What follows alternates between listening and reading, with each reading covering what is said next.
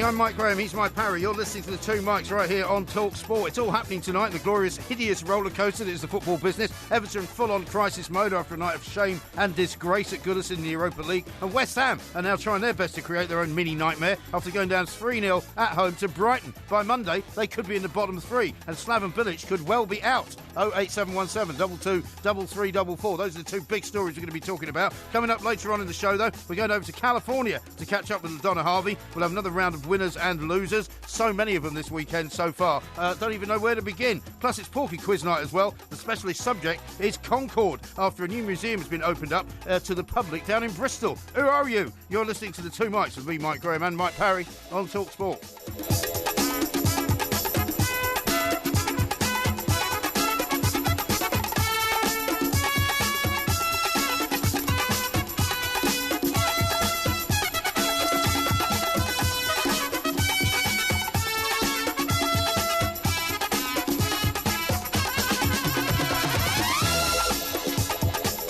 Talk Sport, we are the Two Mikes, and I'm delighted to say it's time to say a very, very, very good evening to a very happy-looking Mr. Mike, a Porky Parry. Happy, I say, because Everton have been shifted off the agenda because of what's just happened down at the London Stadium. Yeah, as usual, you know, you have completely skewed the way I feel and the way I'm going to address this show. How do I feel? I feel Maudlin as an Everton fan because things are not good. But but we're not going to talk about that now because my firm prediction, I'm sorry I have to say this, is that Slaven Bilic's time as West Ham manager is running out fast. The sands of time are trickling through the egg timer. They certainly are, as indeed they are for Ronald Koeman, you'd have to say. I would not disagree with that. No. And the good thing is, at least except for the fact that I don't think it should happen. You think you should keep him on? Of course you should keep him on.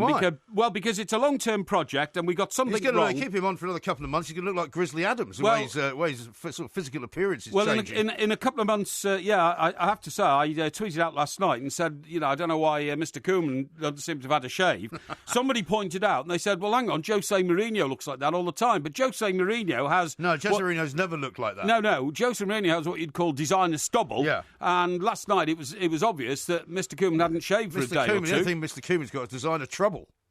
I think you're right about that. And this morning at his press conference, 2 days ahead of the Arsenal game, which is absolutely vital and crucial, he's suddenly clean shaven again. But every game is vital and crucial at the moment for Ronald Koeman. He doesn't seem to be. He seems to be aware of that beforehand when they ask him, "Do you feel the pressure?" And he says, "I always feel pressure. Yeah, I've always had pressure all my life. If I don't have pressure, I put the pressure on myself." He seems like a troubled man to me, and you would be troubled if you were suffering the sort of results that he is as manager of Everton. He can't seem to get anything right, can he? But I mean, on top of that, he seems troubled. I don't know why he says in public, I wish the team would go forward. I wish more attacking. I wish more direct. They seem frightened to go. Also, why? Why?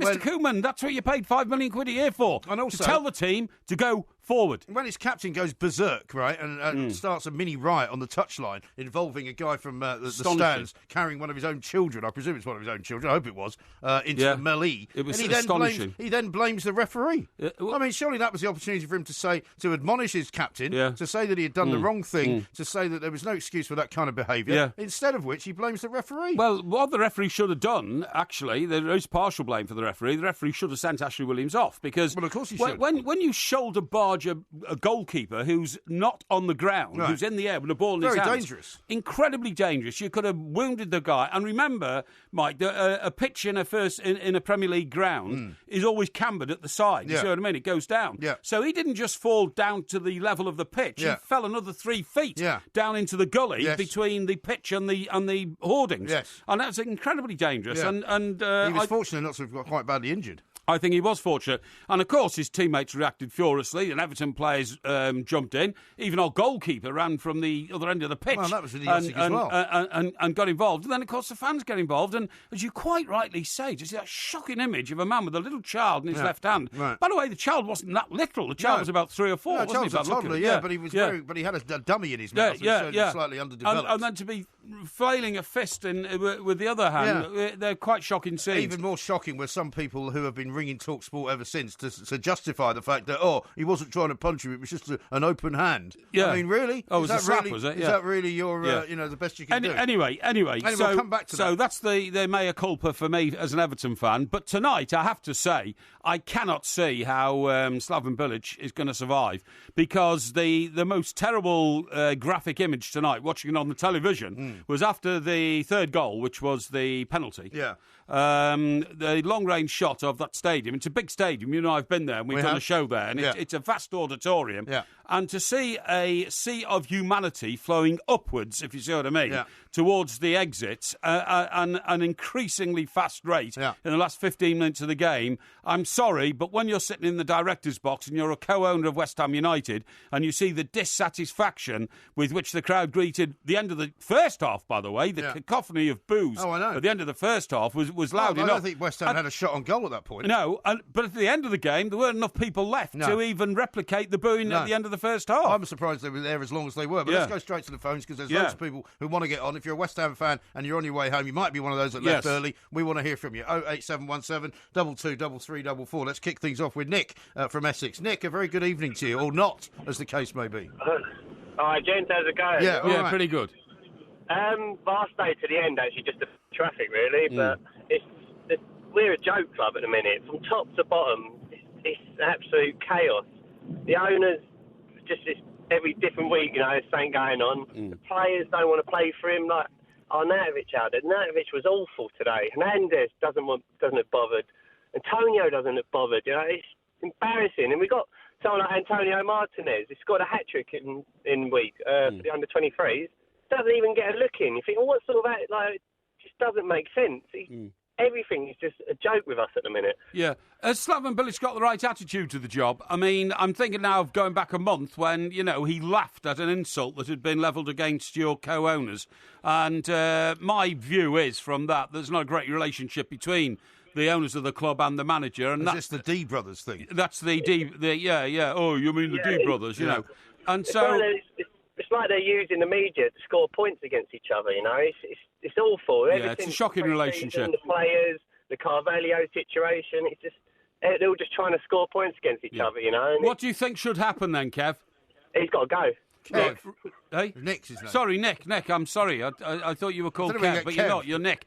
Nick, would you like him to go overnight? Would you like to wake up tomorrow morning, switch on Talk Sport to hear the headline, leading story, Slaven Bilic has gone? He's got to go. That is the worst game of football I've ever seen West Ham involved in. I've seen some crap. That is saying something. That really is saying something. Yeah, Thanks very much indeed. Let's go to Lee, who's also a West Ham fan. Lee, very good evening to you. Evening, gents. Thanks for having me on. Not at all. What would you like to say, Lee? Just two sort of things, really. I mean, I've got to say, first time in a season and a half, I've not stayed till the end. First time I've ever walked out, me and my son, Jake. First time we've walked out. The owners are murdering our club slowly but surely. Well, why do you say that? Why do you say that, Lee? Why are you blaming them? There just doesn't seem to be the support there, Mike. They don't seem to be backing the manager. I mean, I'll be honest, I'm not a Bilic fan. I didn't want him there in the first place. Yeah. But he's done a job, but it's time for him to go.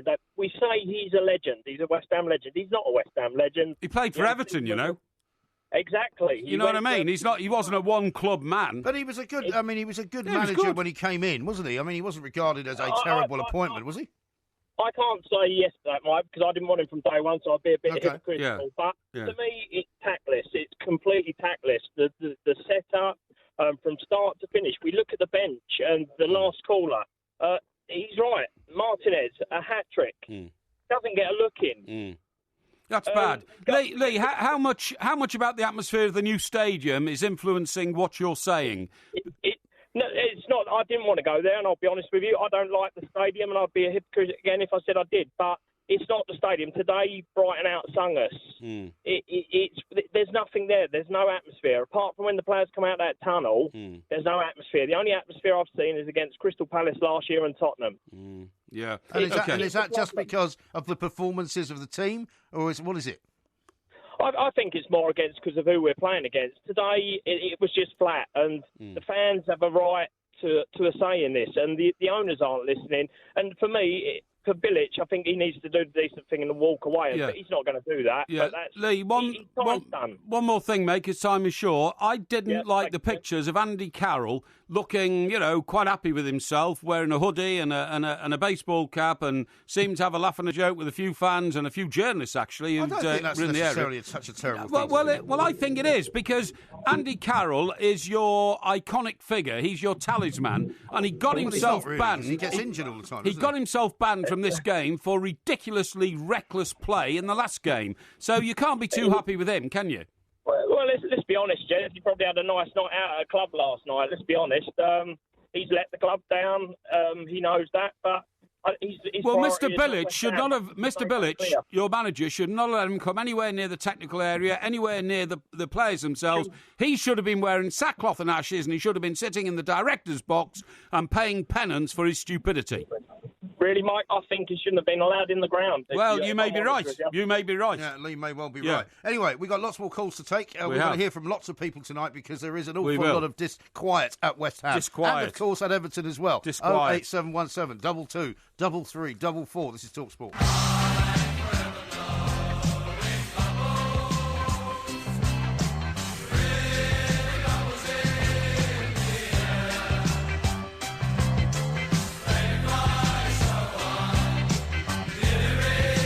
This is TalkSport. We are the two mics, and of course, lots of you want to get on the phone, and lots of you will get on the show because down at West Ham at the moment, it sounds like when they start that song up, there's not an awful lot of atmosphere and not an awful lot of people joining in to sing along. Because there's not much to sing about. You're absolutely right. In Bobby Moore's day, in post sort of '66 World Cup, and remember West Ham. Well, that's an awfully long time ago. Yeah, so I agree. But West Ham were a successful team. They won the FA Cup in '64. Was it against? Yeah, that's right, '64 against Preston. Bobby Moore then went on to lift the Cup Cup at Wembley in '65, then the World Cup in '66. And they said that every time the crowd started singing "You're Forever Blowing Bubbles," West Ham would magically score. Yeah. Well, it's not like that anymore. It certainly isn't. No. They're not magically scoring. In fact, not only are they not magically scoring, I think they had a shot on goal in the hole for first half. Yeah. Slaven Bilic, is it time for him to go, is the question. I don't think he'll survive. 22 33 44. Kev is in Enfield. Hi, Kev. Yeah. How you doing, guys? Yeah, very, very well. What do you reckon, Kev? Do you know what? It's like watching Dross, quite frankly. It's like watching... I actually look at my boy, he's 8, and he plays football. The intensity, the energy, just gone.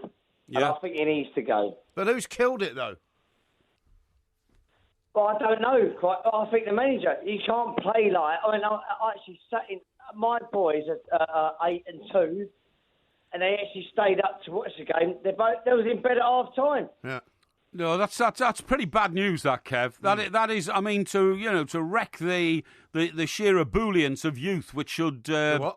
The ebullience of youth, which should pour through their veins, red blood veins, claret blood veins, in their feeling for West Ham. To be that disenchanted at that age is a shocking thing. It is a shocking thing. Donna was at the game. Let's find out what she thought of it. Yeah. Donna, very good evening to you. Good evening to you. Yeah, hi, Donna. Would you think it was a wasted journey to go?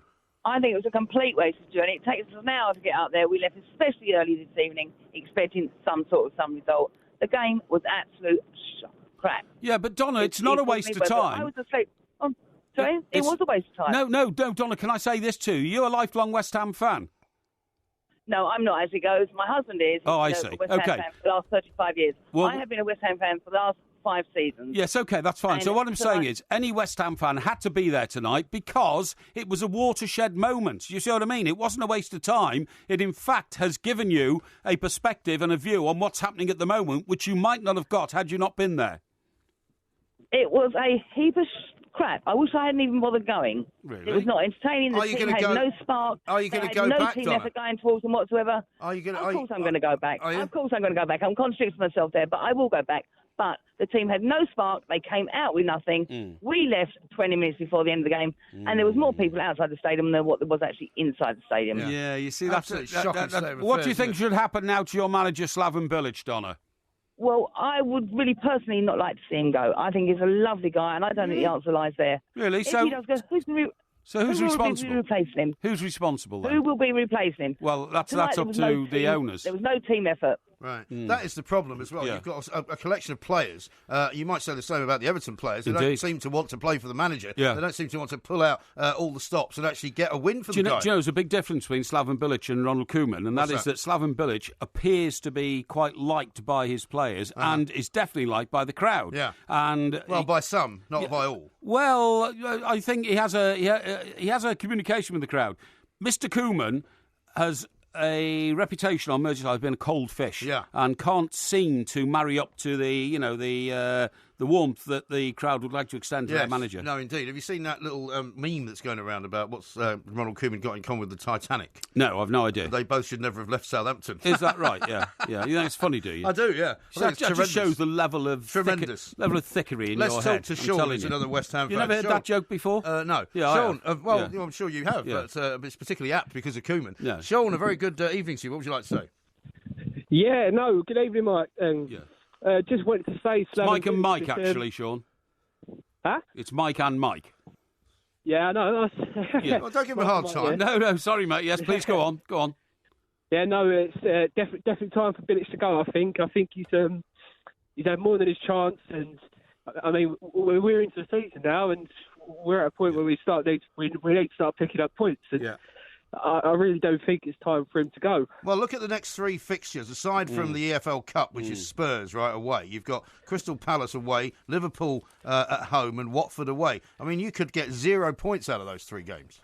And you know what? Any other team should feel confident going to play Palace at the moment because I know they've picked up good result recently, but they're not a good side at the moment. I tell you what, I'm not confident about Palace. I can see us losing because we look like a relegated side. Yeah. I was at the game today, and there was no movement. I've never seen such a static bunch of players. Right. Yeah. But how is a new manager going to change that? Because the players are to blame too here, aren't they? No, absolutely. But I think but the players are controlled by the manager. No, absolutely. But I'm still a firm believer that our summer recruitment was good, and I think that you definitely need the right manager to utilise your players because if you look at a lot of the teams in Premier League at the moment, they've all got their own style of playing. If you looked how we played this evening, it's like we still had Carroll on the pitch. We kept lumping it forward, hoping we could get flick it onto Antonio Hernandez, whoever. Yeah, pretty dumb if Andy Carroll is, is sitting with a hoodie and a baseball cap in the technical area. Well, the 2 players as well who came in for quite a lot of criticism, Joe Hart and Zabaleta, Sean, both 2 players at sort of the end, the twilight of their career. Well, what was that, right? Sorry? Zabaleta and Joe Hart. 2 players that are kind of at the ends of their careers, not really doing the right thing for West Ham. Well, I was looking at Zabaleta this evening, and he was putting in a much more effort than any of the other players, if I'm honest. And really? He's been. Yeah, he gave away the penalty, didn't he? He was up and down their wing today. He gave away the penalty. He was responsible for the second goal. Apart from that, he had a great game. I mean that. I don't think Joe Hart's at the end of his career, is he? Yeah, I think he should be. Sean, anyway, listen, thank you very much indeed. We've got loads more calls to take. Let's take Ryan, who's a West Ham fan as well. Ryan, very good evening to you. Good evening, Mike. Good evening, Porky. How are you? Yeah, very well indeed, my boy. What you got to say? I've seen 3 games of football this week. I've seen Concorde Rangers play in the FA Cup. I've seen an under-15 EGA side play Allchurch, and I've seen West Ham United. And West Ham United was the worst game of football I've watched this week by an absolute country mile. Yeah. There is no effort, no one's bothered, there's no spark, lots of people putting their hands on their hips and their hands on their heads and looking around, but no one actually putting a shift in. Yet Zabaleta's put the effort in, but the best thing that happened tonight was what you talked about earlier was bubbles. That's the only thing there. Brighton turned up today to win a football match. They wanted to win a football match. We didn't. We went out there on a stroll, just walking around, looking at each other. If I had £1 for every time Michael Antonio fell over, I wouldn't have to go to work tomorrow. He spent more time sitting on the grass looking at anybody else than anything else. Adrian on the sideline, who desperately wants to play, must be on the way out that door because Joe Hart ain't done nothing. And why he's still in goal, the only reason Joe Hart is in that goal is to sell shirts. Do you think your new stadium has anything to do with it, Ryan? And I only asked because I was reading what a West Ham fan had to say on social media today, saying soulless, lifeless, doesn't give you the feeling, the feel-good factor that Upton Park used to give you, and you can't seem to adapt to it. You cannot blame that stadium for going out there and not trying hard. Because no one put a shift in tonight. Nobody tried hard enough. The only people trying hard to win a football match was Brighton. Yeah. You can't blame the stadium for that. If you're going to get rid of Bilic, which I think it is time, because he cannot motivate the players. Yeah. It might be that it's not that they don't want to play for him, but they're not frightened enough of him to play for him properly or something like that. Ryan, thanks very much indeed. We'll take more calls coming up. Yes. Cal, though, says it's down to the board. He says West Ham died in 2016. The move from the Maudlin has created a totally new franchise. It doesn't matter who the manager is, as long as that board are at the helm, West Ham will continue to stumble and fall. And that is a viewpoint that a lot of people have got. Yeah, maybe. But, I mean, they did rescue the club and make them sort of wealthy and rich. The piece I was reading, I told you about, are they wealthy and rich? I don't know about that. Well, the piece I was reading was West Ham fan who said that, we feel homeless because we're only tenants in this stadium. And what they said was that when you've got to rebrand the stadium, every couple of years because there's an athletics meeting going on, you don't feel like it's yours anymore. No. And I know exactly what you feel. Because that's what Cal is saying, that the club's heart has been ripped out. I totally agree. When when your granddad dies, you tell the undertaker to drive the hearse around the bowling 3 times, okay? And then scatter his ashes on the pitch. Yeah. You don't want to do that, actually, at the Olympic Stadium. Well, I don't think you can. Well, I don't think you can, no. But even if you could, people wouldn't want to. You can't drive around the Olympic Stadium anyway because of its location inside a park and all that kind of stuff. And so it's been extracted out of the heart of the community in which it was born. Okay. Thanks very much indeed for that. I thought you'd like to know all that. You're talking a lot of rubbish tonight. No, I'm not. Any excuse to not talk about Everton. You're just going to try and filibuster your way through 3 hours, aren't you? By not shutting up. This is Talk Sport. We'll take more of your calls next.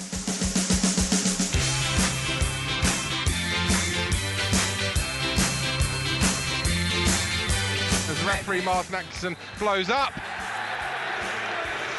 In fact, that's the cheers of the Brighton fans and the loud music. This is a very, very, very poor night for Slaven Bilic. He's had a few, but not quite as many as this. He's been thrashed twice last season by Man City. They conceded 4 and 5 to City here, and 4 to Liverpool right at the end of the season. They conceded 5 to Arsenal as well last year. But this is a newly promoted side who hadn't won on the road until tonight. This is a night where Slaven Bilic needs to be very careful what happens when the phone rings next, because there could be a problem for him. He said yesterday that if it was a bad result tonight, it could be a hurricane, and they might be blowing his way. West Ham 0, Brighton 3. Well done to the Seagulls, their first Premier League away win of the season.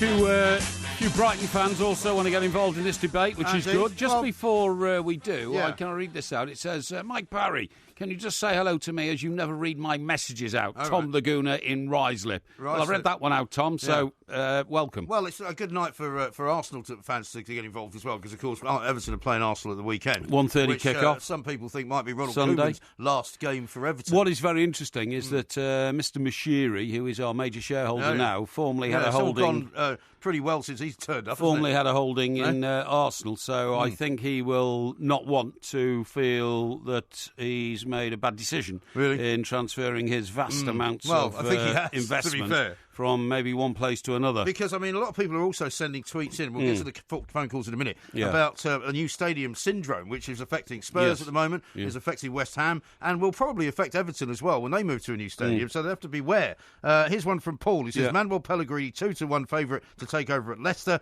West Ham will swap Bilic for Koeman. Well, I don't think that's going to happen, to be honest. Why would that happen? Mr. Koeman has effectively, in the 8 games since the start of this season, devalued himself so much as a manager of... Well, I don't think Barcelona are interested anymore. Well, I was about to say of European international standing, but it was one of the Barcelona things which really caused a bit of a gulf between the Everton fans and Mr. Koeman. Yeah. To give interviews to football magazines on the continent saying one of these days, and Spain. Yeah. One of these days, I hope to, maybe be considered to be the Barcelona manager. Well, could you get on with the job at Everton first, please? Well, let's do that. Yeah. How about this from the Mango Tree? He says, "Why does Porkmaster always call Ronald Koeman Mr. Koeman? I think he's maybe been drinking too much expensive wine again." I wish I had been. I call him Mr. Koeman because what else do you want me to call him? Do you want me to call him Koeman, which sounds rather rude? Call him Ronald Koeman. Ronald Koeman's his name. Call him Ronald Koeman, I suppose. I like to offer a level of respect to those who work for what I consider to be my mighty club. I see. Steptoe says, "Get Harry Redknapp back till the end of the season." BMW says, "West Ham fans blaming the stadium. Just how bad will Everton be when they move?" And one from Chris who says, "A couple of nice grounds for Shrewsbury to play at next season. #Everton, #West Ham." Do you know that idea about getting Harry Redknapp back until the end of the season? That's not the worst idea that's ever been floated on this radio station. No, but there's been a lot of bad ideas floated on this radio station, to be fair. Let's talk to John, who's a Brighton fan, because he was at the game, and let's have some cheer and credit given to Brighton. That's right. John, a very good evening to you. Good evening to you, gentlemen. Yeah, hi, John. To hear your voices on this fine evening for Brighton and Hove Albion. Absolutely Well, right. it certainly is, and I'll tell you what, now I don't feel that bad about a draw at Brighton last Sunday. To be honest, it's taken about 35 minutes. I don't think we've had the credit that we actually deserve yet on the show, gents. No, you're absolutely right. Well, that's why we put you on, John, so you can give yourself credit and we can agree with you. Yeah. Absolutely. Well, we've waited 34 years to get back into the Premiership. We're still finding our feet. We've still had a couple of iffy type of results. We should have picked up a few more points.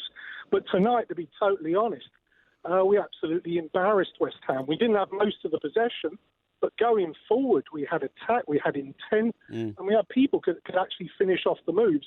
And I've got to give a big, big shout to our two centre-backs, Duffy and Dunk, who I just think potentially are as good as any centre-back pairing in that division. They were absolutely immense. I don't think it was all the fact that West Ham didn't create. I think they did.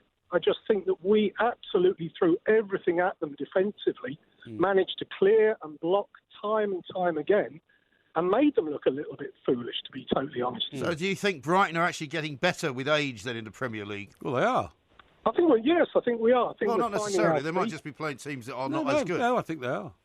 Well, we played Arsenal, we've played City. We haven't been humbled by either of them, where other clubs have been. Yeah. So I think we're finding our feet, certainly. I think with Chris Hughton, tactically, he's very defensive-minded to a degree because of the sort of player that he was. Hughton's a terrific manager. Yeah. I mean, if Newcastle had any sense, he'd still be with them, and they'd be about 4th or 5th in the Premier League. No, for sure, absolutely. But away from home, he got the tactics right today. I think probably I haven't seen the possession stats, but we probably only had about 30-40% possession. But what we did with it when we hit them with pace, at the back, they just looked a little bit clueless. And to be honest, for a big club like the Hammers, they really, really do deserve better, to be totally honest. Yeah, well, I mean, you must have been quite surprised, John. Yeah, they only deserve what resistance they put up to the opposition, and Brighton were by a mile. I think what you can say is that the fans, the West Ham fans certainly do deserve better. I think that's what you meant. Let's talk to Dale, who's one of them. Dale, a very good evening to you.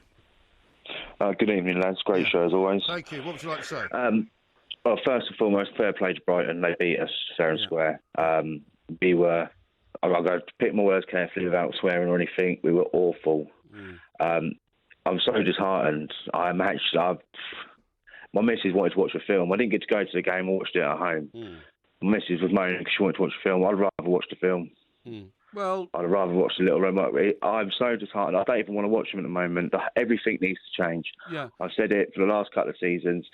The board, the two Davids, yeah, great. They're great businessmen. Well done. Fair play to you. They can't run a club properly. Well, I know they're fans. They say they're fans, but yeah. I mean, what you're exhibiting here, Dale, is the absolute disconsolate feeling, and despair that a fan gets when so much hope has been whittled down to so much despair. Do you know what I mean? Because, you moved this... Everybody told us that when West Ham moved to a stadium that had 55,000 people, they would then be... in the Champions League. Oh, we're going to be in the Champions League? You're going to be one of London's giants? I was one of them. I jumped on the bandwagon. I had everyone. I was winding my cousins up. They're all Tottenham fans. Yeah. I have to listen to their rubbish now. And I was winding them up. They were laughing at me. Yeah. I can see why they're laughing at me. Slaven Bilic is a really good bloke, right? I see his interview after the game, yeah? He refuses to put any blame on the players. He's taking it like a man on the chin, yeah? He's got no one's really supported him. The fans are all over him, yeah? I think he's been brilliant. He has been quality for us. Yeah. But you can see now the players are not playing for him. He's lost the dressing room. And it's a sad day when we've got to say goodbye to what is a good manager. What do you think about Andy Carroll? He is a good manager. What do you think about Andy Carroll? Why have you got it in for Andy Carroll? Well, because Andy Carroll is like a man possessed. Football. Well, Andy Carroll's ridiculous behaviour in the last game is pivotal to. Well, what about Ashley Williams' ridiculous behaviour? It was no different when I rang up at the beginning of the season when Nanautovic got sent off against Southampton. Yeah. It was nothing but petulance. How old is Andy Carroll? 29? Something like that. Old enough to know better. Yeah. Right. He's a professional football player. He's just been booked for what wasn't a booking, but he knows the next 10 minutes. I know that, and I haven't played football with my mates for the last 10 years. Do you know what I mean? I knew that when I was a kid. Yeah. If you get a yellow card, be careful for the next 10 minutes because they're going to be watching you. What he did was it's ridiculous. Ridiculously well, it was also a very dangerous interview before the dangerous challenge. Very dangerous thing. Somebody should tell him. You should get a surgeon at West Ham and say the reason you've got an elbow is to hold the two bits of your arm together, the top bit and the bottom bit, not to try and break a man's cheekbone. Okay. And what would you have that same doctor do after he's finished with Andy Carroll? Perhaps he'd get in his car, drive up to Goodison Park, and give some advice about what you do with your elbow to Ashley Williams. It wasn't an elbow; it was a shoulder. He went into the goalkeeper's chest with his shoulder. Forearm smash, wasn't it? Well, it was more of a shoulder, I think, and knocked him off the pitch. It was. Well, he said he used one part of his arm, it was which was connected to the elbow. Yeah, Absolutely right. And now, how about this from Jane? Yes. Who says West Ham have been rubbish since old Porky was at the stadium, leching after Pixie Lott. Well, I wasn't actually. What happened was Pixie Lott was singing in the middle of the field, and we were doing a live show. And I said to some of the guys there, in the middle of the pitch, Pixie Lott would love to be on our show. Could you don't get her for me? She had a pink wig on. She looked very beguiling on that particular day. Yeah, we all remember it well. Yeah, but nobody had told her we were there. Since then. Sorry? They haven't been any good since then. That's Jane's point. Yeah.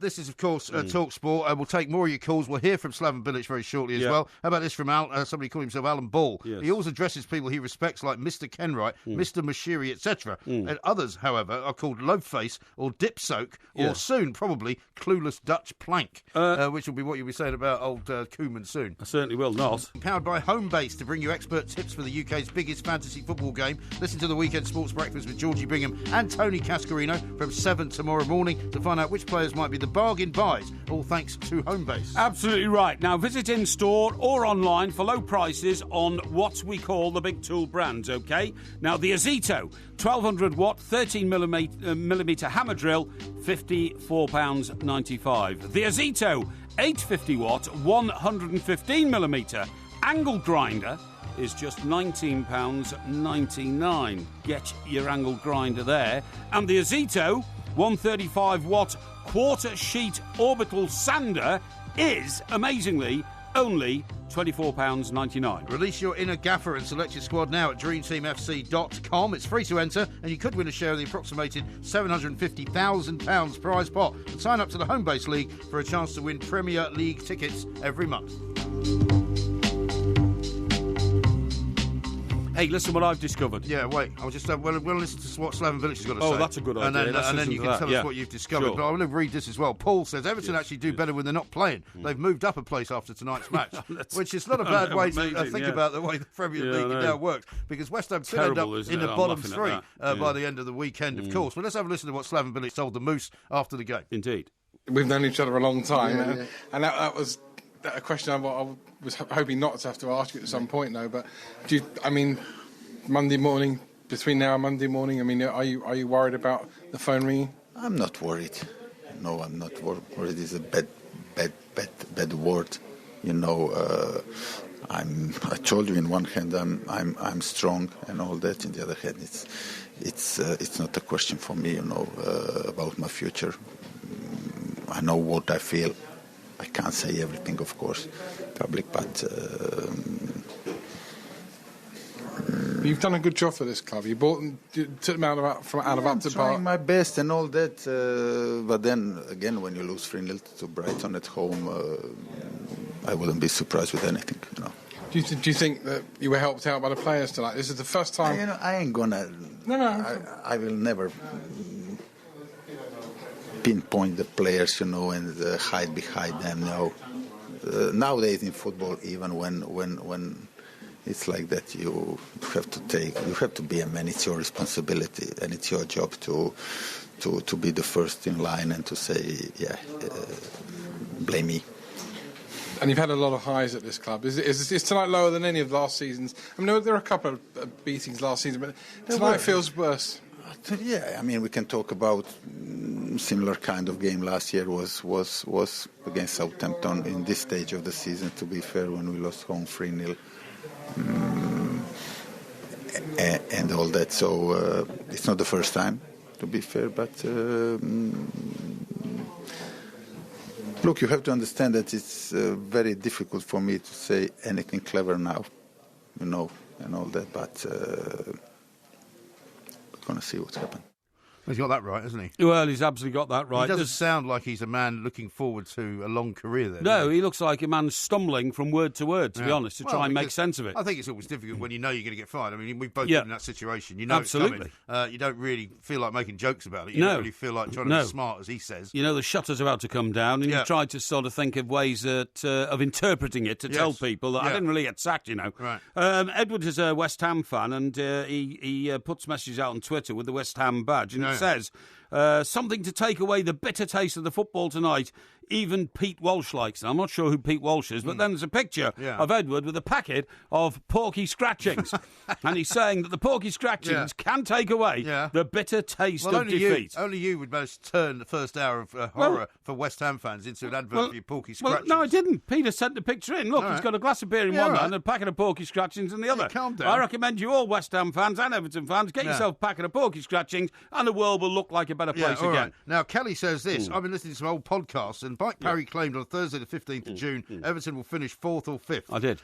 He also claimed on Sunday the 13th of August that Everton would win one of the two cups. I did. And, of course, you claimed Chelsea, I think, aren't you, on Wednesday in the EFL Cup? We are, in the Caribou. Caribou Cup. Indeed. And now, I shall be there. A couple of final calls to take on West Ham before we move on, but you said you had something to tell me. Yeah, did you know that, and it's not very far away now, Bonfire Night? Yes. No, it might be cancelled this year. What? Do you know it might be cancelled? Why? Let me tell you. I have friends in high places. Do you? Local government officials are thinking of sending hit teams out to bonfires all over the country. And if the materials in the bonfires are the wrong sort of material and they set fire to it on bonfire night and it puts out toxic flames, it will be closed down. Really? So they won't be happening all over the country, will it? It will be I think they're going to send out hit squads all over the country at random. Now, they're going to examine the bonfires before November the 5th. Right. And if they find things in that bonfire which they think will be toxic to the atmosphere... You can't examine a bonfire. You can't. Right, let me tell you. Yeah. It started when a local authority in Derbyshire, I think, visited a bonfire site for a public bonfire, one controlled by a local authority, to find that they'd piled a load of couches in the middle of the bonfire, right? Yeah. So they immediately... Well, you can't burn them. Exactly. They immediately banned them and said you can't... And they said, that's good. I'm glad they're doing that. Yeah. And I said, well, he said, do you know the toxic fumes that'll come out, okay? I'm glad they're doing that. So they've banned it. Now, the point is, that's raised the alarm that it's not just old couches and things, but people put all sorts of things on bonfires, okay? All sorts of stuff. Yeah, but when you're talking about properly organised bonfires... No. Normally speaking, they wouldn't be doing that. Only certain types of wood now can be set fire to and not pollute the atmosphere. I see. If it's the wrong type of wood, the bonfire will be closed down before it's... This is another one of your sort of fake warnings. No, before it's set fire to. Believe me, bonfire night might be abandoned in this country this year. Okay. It could be cancelled. Yeah, well, it might not. It could be abolished. Might not. That's what I'm saying. Yeah. But I'm on the ball here, and I'm ahead of the game. No. I thought I'd let you know. Yeah, thanks very much indeed. We'll come back to that. Yes. Let's finish up with Tom, Yes. who was at the game. Tom, sorry about the ranting Mr. Parry to my right. Tell us what you think. Hi, gents. How you doing? You okay? Yeah, good. doing good, Tom. Who's next? Who do West Ham fans want? What are they saying at the game if they want Bilic out? They weren't really saying too much, really. I feel like the West Ham fans are going to be split on this, but probably get Harry Redknapp in to the end of the season, see how it goes, just to sell the club, just to get in a safe position, basically. Because with Bilic, we fought relegation last year pretty much like we was up and down, and it looked scary, like towards around Christmas. And with Phillips in charge, we got Man City at the moment, like 2nd of December, Man City away. Phillips is still in charge. We're going to concede 10 goals. We can't defend set pieces. We can't defend corners.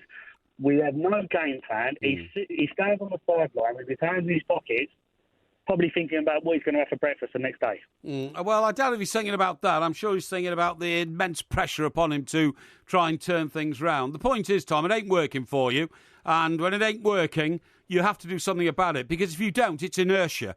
Inertia means that the situation is dreadful, but you just sit there and let it go on, and it gets worse and worse. Strong people, strong management will look at a situation that is in decline and do something about it.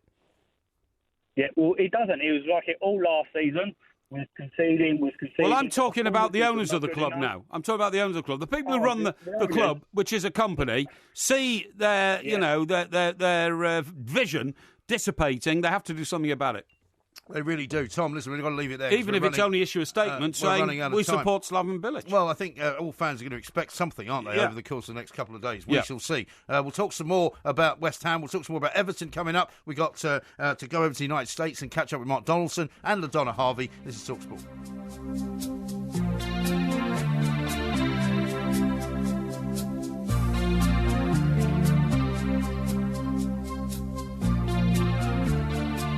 Her hair is hollow gold, her lips sweet surprise. Her hands are never cold. She's got Betty Davis eyes. She'll turn her music on you. You won't have to think twice. She's pure as New York snow. She got Betty Davis eyes.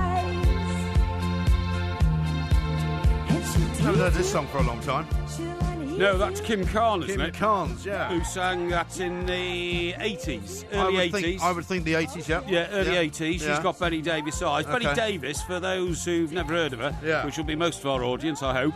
Well, I wouldn't think so. She was a pretty iconic sort of Hollywood vixen, wasn't she? Oh, she was one of the most famous Hollywood actresses of all time, and a legend, and played, sort of mad women in films. But in fact, she was mad herself. Yeah. Because a new book that's just been published about Betty Davis. Sure? Hey? Are you sure? What? That she was mad? Yeah. Really? Yeah, right. Definitely, yeah. I mean, I know you can't libel the dead and everything, but there's no sense in being horrible about it. Well, I'm not being horrible. What I'm saying is a new book that's come out, right? And a lot of the information comes from influential British film critic E. Arnott Robertson. Who? He's dead as well. Is he? Yeah. Influential? Yeah, absolutely. Well, how influential is he, then? Well, they've uncovered stuff that he knew about her. What about Brian Viner, our own very influential Well, Brian would know critic. a lot about her. Brian's probably listening now, so he'll probably be able to verify all this. But anyway, the point is, it's been discovered from old E. Arno Robertson and his journals, which have only just been discovered. I see. That Betty Davis used to go around telling people in Hollywood, you know, of course, I was born in Salem in Massachusetts, don't you? Right. Well, where the witches come from. Exactly. That's where the site of the notorious witch trials in the 17th century. And then claimed she was actually descended from one of the women who was executed, a woman called Mary Bradbury, who was convicted of certaine detestable artes. What?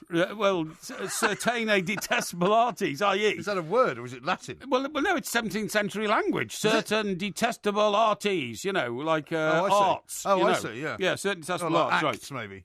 Including changing into animal form and casting evil spells on ships at sea, right?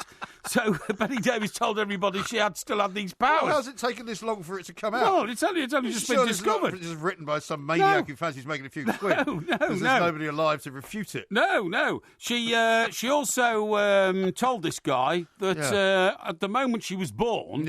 a bolt of lightning hit the tree in front of their house and split it in two. Well, how would she remember that? Well, she was told about it by her parents. Okay? Okay. Now, everybody assumed it was Hollywood hokum to big her up, bolstering the star's image. But in fact, new evidence has found out astonishing new allegations from the star's only natural child, Barbara Hyman, Hyman. Hyman? Yeah, that's right. She was known as Bede for some unknown reason. But anyway, Bede says that...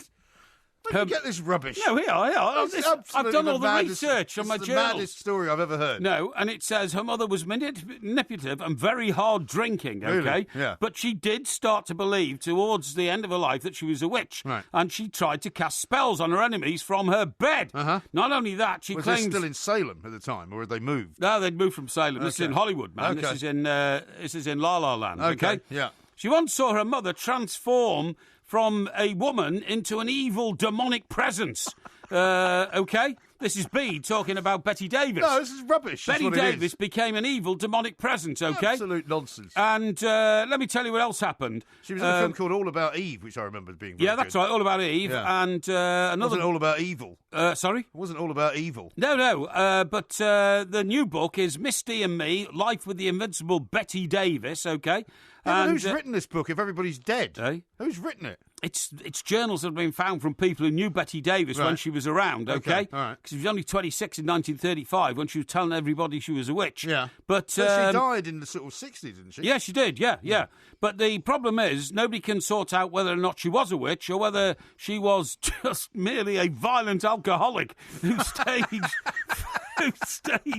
fake suicides of herself to scare her children. She used to tell her children she was going to commit suicide and then scream and lie in the bath with her eyes rolling and tell them she was dead through a mystic voice that came out of her throat. Sounds like she was a bit of a dipso and just had a few bad nights. Yeah, exactly. I can't believe that anybody could write that sort of nonsense about somebody and get away with it. I'm telling you, she says her mother was so possessive that she couldn't tolerate her marriage at the age of 16 to British film executive Jerry Hyman, 13 years as senior, unable to persuade her daughter to leave Hyman. The actress apparently placed a demonic curse on their family that led to their older son developing bipolar disorder and at one time said to have sprouted horns on his head. Really? Yeah. Yeah, I don't think so. How about this? Yes. Ryan says, Porky's using all his excuses and his skills not to talk about Everton by shouting bonfire night might be cancelled. Yeah, well, which is probably true. No, I'm telling you, people are going to go round. They're going to look at the type of woods. Rubbish. Do you know what? Well, do you know, there's already been a bonfire down in Hastings because they always have their bonfire night on the night of the actual Battle of Hastings rather than Guy Fawkes, right? And they've already had the massive public bonfire on the beach. Well, hang on, driving tonight through Stockbroker, Surrey, I saw lots of fireworks. People have already got into the firework habit. Well, they do because that's going to go now every weekend till November the 5th. Also it's Diwali as well. So Diwali, they have fireworks too. Oh, is it Diwali? Oh, is that the Indian It's a Hindu festival. Oh, I see. Okay. Here's one from Nick. It says, the wrong type of wood being abolished, eh? Trust the Porkmeister to be saying he knows what he's on about regarding toxic planks. Yeah, well, exactly. No, there's some types of wood will not be allowed to be burnt, and they'll be banned,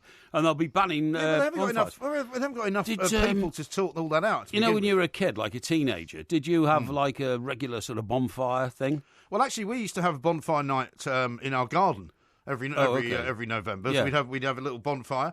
We'd buy a few fireworks. Yes. And occasionally, once in a while, we would go down and watch the firework display from the roof of where my dad worked, which was the Daily Mail building down by Fleet Street. Well, did they have one on the river in those They used to have one on the river in all those days, years ago? Yeah. I thought that was a modern No, thing. no, they used to do it on November the 5th. Now they do it at New Year's Eve, of course. Yes, that's right. Yeah. Now, what we used to do was, you see, we always used to construct a bonfire in the grounds of the local hospital, the city hospital. Well, because they let us, because there was a lot of ground at the back of the hospital, which was like wasteland, you know what I mean? Right. Was there not an organised one where you lived then? Not in those days. No. Not in those days. That's a fairly modern thing, the organised thing by the local authority. Yeah. So we used to go and pile all this up. Now then, there was a rival gang who... Well, I didn't know you were in a gang. Well, yeah, kind of... What was your gang called? Was it the Crips and the Bloods? No. But, I mean, we were from Hoole. We were the Hoole boys, you see what I mean? Hoolies. Yeah, the Hoolies. Now, isn't that short for hooligans? No. Now, there was another bonfire built on a place called the Lech, which was a very... The Lech? Lech, L-A-C-H-E. Okay. It's a very run-down... well, these were the working-class kids. Well, it's a very run-down council estate full of...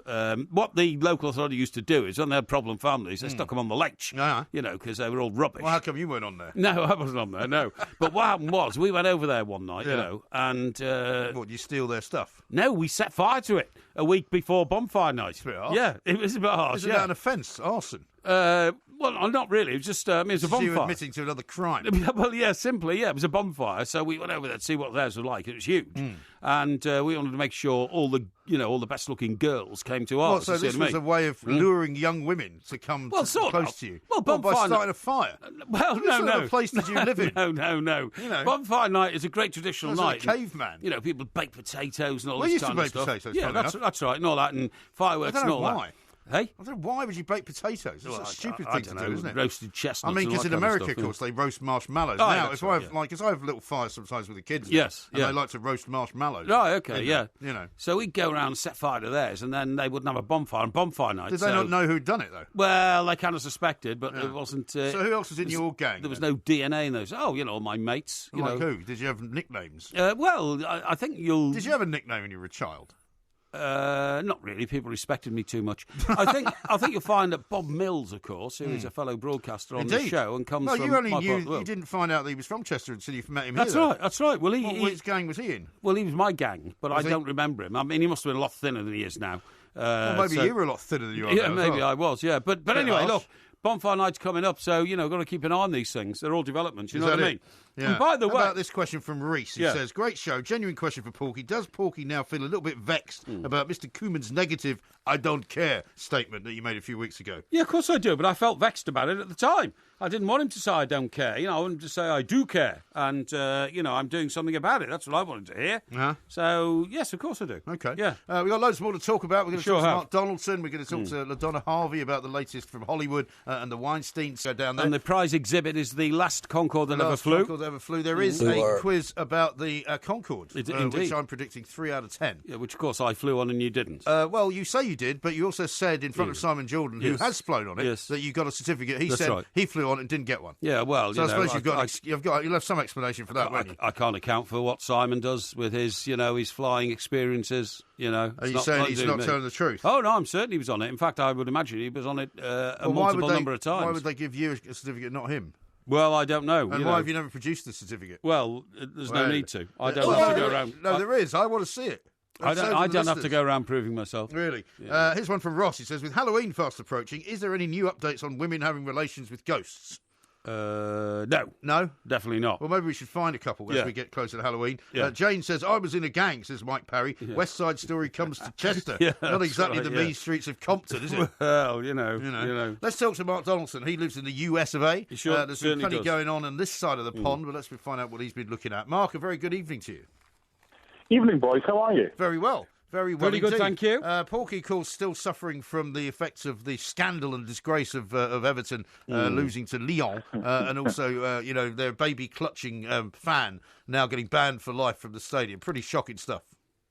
Yeah, I mean, look, I don't want to joke about it because it was stupid what he did. He's an absolute idiot with a baby in one hand or a kid in one hand and doing what he did. But there was a tweet today saying Everton are looking for information about the fan with the baby, and if he comes forward, he'll be banned for life. And apparently 30,000 fans have come forward and said it was them, so they don't have to watch what is on offer right now. Yeah, Porky's Porky's face right now is an absolute picture. Sorry, Mark, is that really the best you can offer as a professional broadcaster? Some tawdry joke, so-called joke, some pathetic little reference to what you think is your witty nature. I think you're honestly. I think you're past it. I think you're past it, Mark. I thought there was an element of humour in it when I saw the tweet. The other thing I wanted to say is, what's more likely, Donald Trump coming out with his tax returns or Porky's Concorde certificate first? It's a good question. Yeah, well, there are many similarities between the President of the United States of America I have nothing and the to prove. Porkmeister.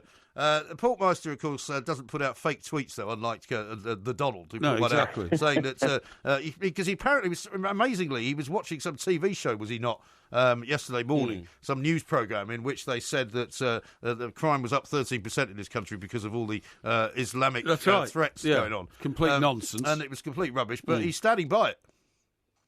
Fox and Friends is his favourite over here, and if you're CNN or NBC, you're fake news. I mean, his Twitter account's becoming a parody of himself. Sorry. Mark, have you yet found Melania's body double yet, by the way? Because I want to know who this woman is. this imposter. The things that make the headlines over here, I mean, was it or wasn't it her? The other thing is as well, there was a suggestion during the campaign trail that when Hillary wasn't well, that she had a body double as well because they didn't want her missing any days. I mean, is this what we have now with social media, that everything gets dissected to the nth degree? When it is, and that's the bottom line. We talk about silly things and we talk about crazy things, but that's what it is now. I mean, who cares? Yeah, I know. It's really, absolute nonsense, isn't it? It really, I mean, there are so many ridiculous campaigns going on at the moment, we can't begin to mention them. But let's talk a little bit more about some of the other stuff going on. Tiger Woods was seen in a video a few days ago hitting a golf ball, and people are wondering if he's actually seriously going to come back at some point. Two ways to look at this. One is that he wants it out there, and it's from his own personal Twitter account, that he's getting better and it hopefully won't be too long. The other side of the argument there is he's putting this out there so that people believe that there's a chance that he is going to come back. Hopefully it's the former rather than the latter. Hopefully he isn't too far away. There's no time that he needs to be back by. I really hope, and we all do, that he comes back. But what Tiger Woods are we going to get? That's the issue. I mean, how many times has the back played up? How many times have we seen him? I remember, I think he went to the Bahamas on one of his last kind of comebacks as well. If you're Tiger, here's the other argument as well. If you're Tiger and you've got this streak in you, this competitive streak, which you've always had since childhood as well, one hand says, on one side says you want to come back, you're desperate to be part of the kind of tour again, but the other hand saying you just can't accept the fact that you're probably done and you're not going to be able to get to that level. Only he knows. That's the bottom line. Only he knows the answer to that. Yeah, but we all know the answer, don't we? The answer is he's never going to come back to high-level professional golf again. Yeah. Never. It's not going to happen, is it? No, I don't. I think you're spot on. I don't think he can. You got to remember as well when he was going through the kind of spell of where he was pretty much impenetrable and he was winning most things and he was just magnificent to watch. One of the other things he had was he had a fear factor.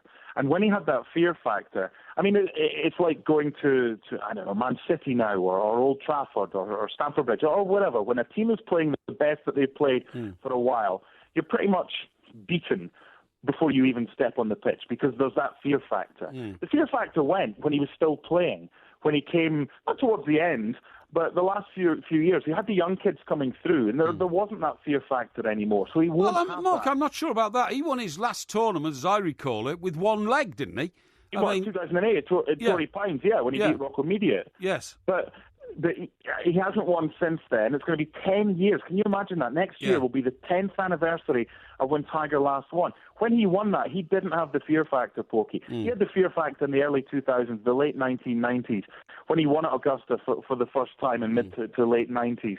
He had the fear factor for maybe 5 or 6 years, maybe even longer, maybe 10 years after that when he was winning.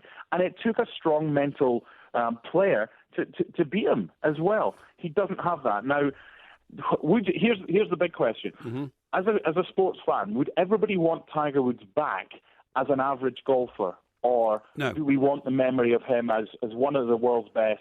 No, I totally agree. Do you know what? It's similar to Michael Schumacher coming back and being an average driver. He should never have bothered. I mean, I know Michael Schumacher's now in dire straits, and I have great sympathy for him, but when he retired as 7 times world champion, the greatest ever, he should never, ever have come back and been an average driver for another 3 years. Hard to keep people like that away, though, because they're driven to do that. I agree with Mr. Graham there. I mean, look at. I was lucky enough to be at Madison Square Garden for Joe Calzaghe's last fight against Roy Jones. Now, Roy Jones wasn't the Roy Jones of old, but Calzaghe had offers after that, and I was desperate, as were all the Welsh and the fans in attendance there.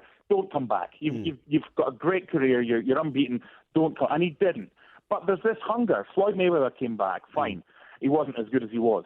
But you tell me there's this hunger among all these top sportsmen and sportswomen. When you've been at that level, Michael Jordan came back. He ended up playing baseball as well. Does it tarnish the way that people think of them. Well, I think it does. It's difficult to know. I think you should let it rest. I don't think either Tiger nor Schumacher's legacy has been damaged in any particular way, because it's always going to be there. Oh, I think it has. It's like a boxer who goes on for too long, isn't it? As you just quite rightly said. But you remember the time when they were at the top more than you remember the time when they weren't. You do. I mean, not many people remember Ali stumbling around in his last few fights. Just remember the rumble in the jungle. I agree with that. But there's a certain time, a certain position of dignity to just say, let's not. I tell you what's more worrying than Tiger's 10 years without a trophy, in my view, Mark, and that's Rory McIlroy's 4 years without a trophy at the peak of his career.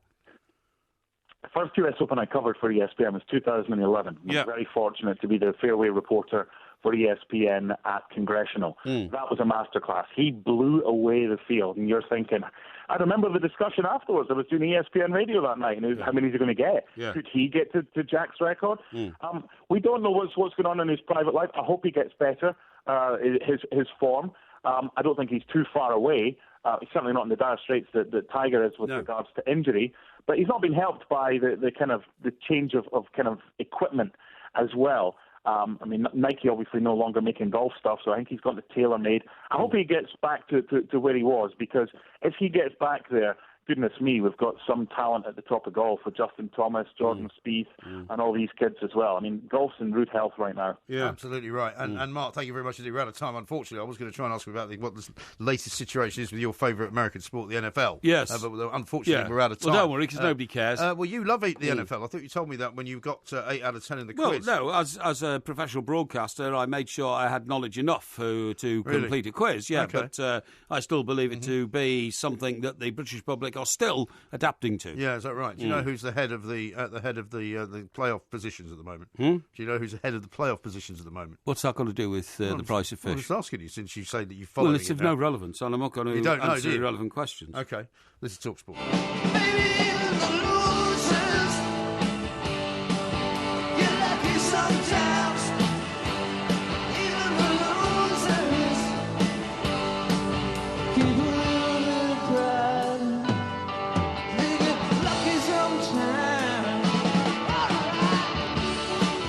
TalkSport, we are the two mics. That music can mean only one thing. It is time, of course, for winners and losers. Currently all square, I think, at 4 apiece from last week, which I won, incredibly. You can, of course, vote on this. This is the one thing that you can vote on, the great public, or the great unwashed, as you prefer to call them. Yes. Would you like to go first with one of your losers? Okay, I'll go first. We've got a little bit more time now than we normally have, so I would still urge you to go through them as quickly as you can. Yeah, okay. My first loser, and I choke in the throat having to say this, but I'm afraid it's Ashley Williams. Is it? Because the Everton defender, I mean, I just can't understand the rush of blood to his head to have barged the goalkeeper down of the opposition, Leon, and could have caused him serious injury, but it precipitated a riot. And Everton now will get punished for that. I mean, OK, clubs are rich enough to be able to soak up, the monetary penalties that UEFA impose upon them. But you could close the ground for something like that. And also highlighting the fact that one fan was trying to get involved in the fight while carrying a little child, a toddler, in his arms is a disgraceful episode, and Ashley Williams precipitated it. He's my first loser. OK. Well, I'm going to go for the same sort of scenario, but instead of Ashley Williams, I'm just going to say Everton in general, because Everton have reached crisis point, not just because they haven't won more than one game, I think, this season, not just because Ronald Koeman can't seem to make the team play, not just because Ashley Williams, their club captain, appears to have some kind of screw loose, and he's done this a couple of times before, but they now have to have had UEFA fining them and telling them that they were already fined after the previous game. I think it was was it one of the further Eastern European countries that came and played, and there was some crowd trouble there. They got more crowd trouble. They've had to ban a fan who turns up with his toddler and gets involved in the ruckus for life. And so Everton at the moment really is in the doldrums, and I think they have to be the biggest losers of the entire week. Well, I wouldn't, I don't think you can brand a mighty institution like Everton. I think given all of the things that happened, because of one guy's ridiculous behaviour. Well, I think because of all of the things that, because you know what happens, it's events, dear boy, events that bring down governments, events that bring down managers. It's not just one thing. And at the moment, everything at the moment is a negative at Everton, I'm afraid. Okay. So what are we on now? A winner? No, we do our 3 losers first. Three losers. My second loser. We've been doing this for about 4 years now. Yeah, okay. My second loser, right, is Steve Cullen. He's the temporary assistant chief constable of Avon Somerset Police, who has encouraged his officers, and he's doing it himself, male and female, to wear all sorts of differently coloured, garish nail varnish. And the reason they're doing this is not because they've all suddenly become metrosexuals or transgenders or anything like that. It's because they're trying to highlight what they say is slavery within their beat. Slavery. And it's a big problem, slavery. But there's no evidence for this. It's one of these wacko ideas off our left wing. Well, there was that case the other day, wasn't there, where all those people were sort of made to work in terrible but conditions. The reason they're wearing this nail varnish is because they're saying that most of the girls who work in nail varnish bars are doing it under duress. And I couldn't find any evidence to back that up. I know plenty of young ladies who go to nail varnish bars. They're not being treated by slaves. So I think it's a ridiculous, I think it's a modern-day word that they're using rather than... They're not expecting to see somebody being chained up in a corner. It's a ridiculous, politically correct gesture, and I do think that the police in this country... Well, you've heard of gangmasters, haven't you? Of course I've heard of gangmasters, but I've also heard of burglars, and I've heard of motorists who drive around when they're drunk and all that kind of stuff. And I think the policemen should be looking after real crimes, not going around imagining stupid crimes and painting their fingernails all sorts of stupid colours just to try and make out that they are socially aware of crimes that probably don't even exist. Really? That's my second villain. All right, well, I think you should calm down before you get too carried away. My second villain of the piece is going to be Carlisle striker Sean Miller, who's become the first player in English football to be retrospectively banned for diving. And, of course, his name will now go down in the annals of history as the first player that this happened to. He'll be the subject of all sorts of Trivial Pursuit questions. He'll be the subject of all kinds of, statistical pieces of information. And it'll be something that he can't ever shake off, you know. He was charged by the FA with successful deception of a match official, which is a new offence which came into force at the start of the season. It was after a 3-3 draw with Wickham. He went down in the box following a challenge by defender Dan Scarr. The weird thing is, of course, that... they were awarded the penalty. So he was charged with this, and he's going to now be banned. Yes. But unfortunately, his appeals proved unsuccessful. He's going to serve a 2-match suspension. But the problem is with this, I suppose, is that it doesn't really leave you any room for changing the result. Right. Okay. So that's my second loser. Who's your third one? My third loser is Greg Clark, the chairman of the FA. The pathetic performance at the House of Commons committee this week illustrated that, frankly, I don't think he's up to the job of leading the FA. He was prevaricating on all sorts of issues.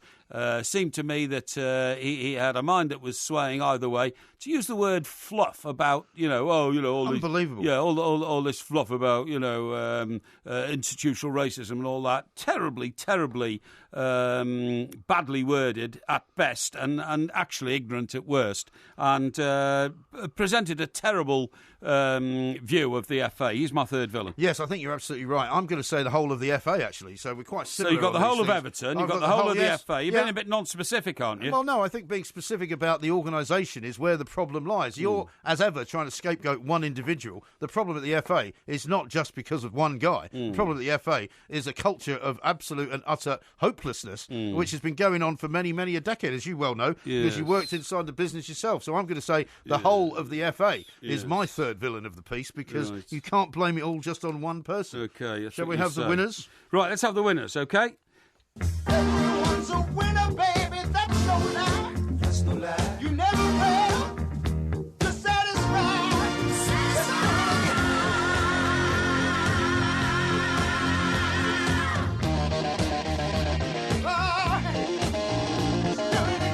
Would you like to go first with one of your winners? Yes, I will. Okay. My first winner is, without shadow of a doubt, after the game tonight, Chris Hooton. Now, I was at Brighton on Sunday. Brighton took a very late lead, I think about the 87th minute, something like that. I thought the game was gone.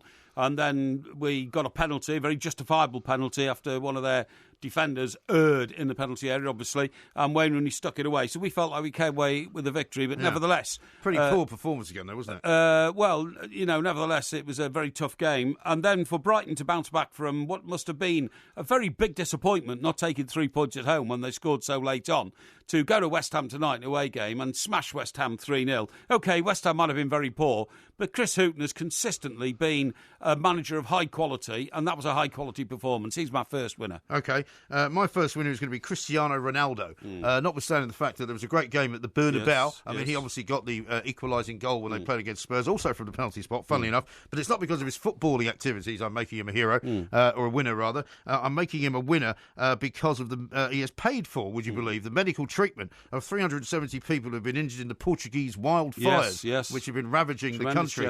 And what a guy. It was his sister, apparently, who said it, because he does an awful lot of great charitable work. Quite often, nobody ever finds out about it. But she posted a link to a report about his generosity on her Facebook page. And whenever he heard that 370 people were injured, he immediately offered to pay their medical bills. And I just think that's a tremendous gesture. A lot of footballers get a lot of criticism for having too much money and not enough sense. He's obviously not one of them. Right, OK. Well, relating to the same sort of issue, actually, and for my second manager of the evening, my second winner is Mauricio Pochettino. Oh, really? Because the Spurs team, were fantastic over at Real Madrid, took the lead in the game, may have won it, but ended up with a very creditable draw in the end. But proved that he's among the elite of European managers. To go to the Bernabeu and come away with a result where many people think they should have won, but stood his ground there against old Zinedine Zidane. Puts him in the highest. Zinedine Zidane, even, and he puts him in the highest bracket of management, and he plays in and his team is in the English Premier League. He's my second. What are we talking? It's winner. It's a winner. Second winner. That's absolutely right. Now, I'd have to say, we've already mentioned the FA being useless and being losers, right? The winner of that whole situation, and that was another one of these, which is going to end up making this woman, I think, a very, very, very much a role model for football and for women's football in particular. Eni Aluko, the woman who was dropped from the team, the woman who was racially abused by Mark Sampson, even though the findings were not that he was actually racist. But she had to take an awful lot of flack. She had to have an awful lot of courage to do what she did. She's eventually been vindicated, and the things that she said turned out to be true. All of the slings and arrows that she suffered have now been somewhat made up for, and you'd have to say that she has been a big winner this week. Right, okay. And my third winner is I'm going to do a collective one, like you've done collective ones, like Everton and the FA. My third winner is Norfolk Police, because Norfolk Police, yes, have now made the decision to scrap the PCSOs. Oh, yeah. The community service officers. Police community service officers. Can they do that? These half-bake type, half-police people who walk around in these noddy-type uniforms, you know, and basically don't do anything. I have no idea what they're doing. I don't think they're actually allowed to do anything. They're not allowed to do anything. If they see anything which they reckon is a crime, then they've got to ring a proper policeman to come along, or policewoman to come along and deal with it, OK? All they can do is walk around the eyes and ears of the police force. Well, that's what the general public are as well. So why on earth David Blunkett, who invented them all those years ago in 1997 and gave them the moniker Blunkett's Bobbies, i.e., like they might go down in history as like the peelers. Well, the idea was that they were going to bring back the sort of Bobby on the beat, wasn't it? No, the idea was that it was cheaper to employ proper policemen to fight crime. And so Blunkett thought, this is a great way of, taking people off the dole queue, but not having to make them real policemen. It was rubbish, and I'm delighted to say that the Norfolk Police have said that... what have they said? Well, what they've said is that they haven't got enough money to run them, but basically they said that... so it's not a particularly heroic thing No. What they basically said is they don't contribute anything to it, and they have been described, even with their own force, as plastic policemen. And they have insufficient training and are basically useless. Well done, Norfolk, for getting rid of them. I hope all the other police forces in the country do the same. Right, so you've got in your winners... your winners' compound, you've got one for police force, and in your losers' compound, you've got another police force. I have, indeed. So you think that's a bit contradictory? No, that's balancing up the good police from bad police, OK? OK. Yeah. Well, my final winner of the week is going to be George Michael. They released the George Michael documentary. It's called Freedom on Channel 4 at the beginning of the week. It is absolutely brilliant. He is actually dead. Yes, I realise he's dead. However, he is a hero to many people, and a lot of people listen to his music, and he's one of the great things about being a musician is after you pass on, your memory is engraved in everybody's future because all the music you leave behind. Okay. And his music is terrific, right? And, of course, it's terribly sad that he died. But I recommend that you watch this. Even if you're not a massive George Michael fan, it's one of the best documentaries about a rock star or a pop star that I've ever seen. And actually, he was putting it all together himself in the final days before he died. Right. So, for anyone who hasn't seen it, I would recommend that you do, and you will be very much moved by it. Okay. So those are our 3 winners and our 3 losers. Okay. You can now They go. certainly are. I'm about to launch the voting procedure on the Two Mics Twitter account. I shall pin it to the top of the Twitter account. You'll be able to vote for an hour, and then we'll declare the winner an hour from now. Yes, that's right. With the Two Mics. Absolutely will. Vote, Porky, vote often. Yeah, try not to gerrymander the result. This is TalkSport.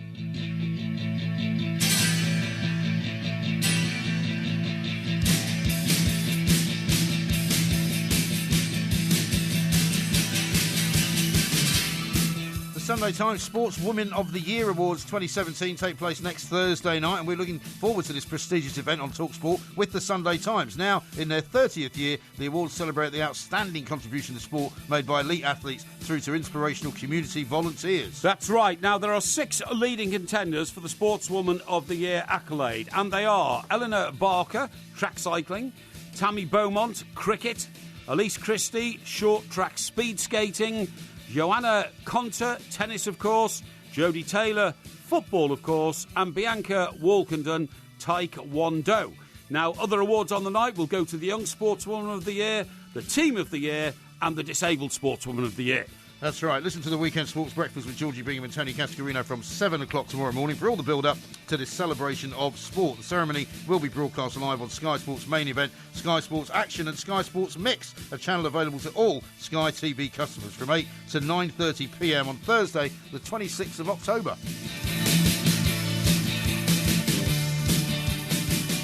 Now, we've got some right lively listeners, Listen to this one here from a guy called Steve Sullivan, okay?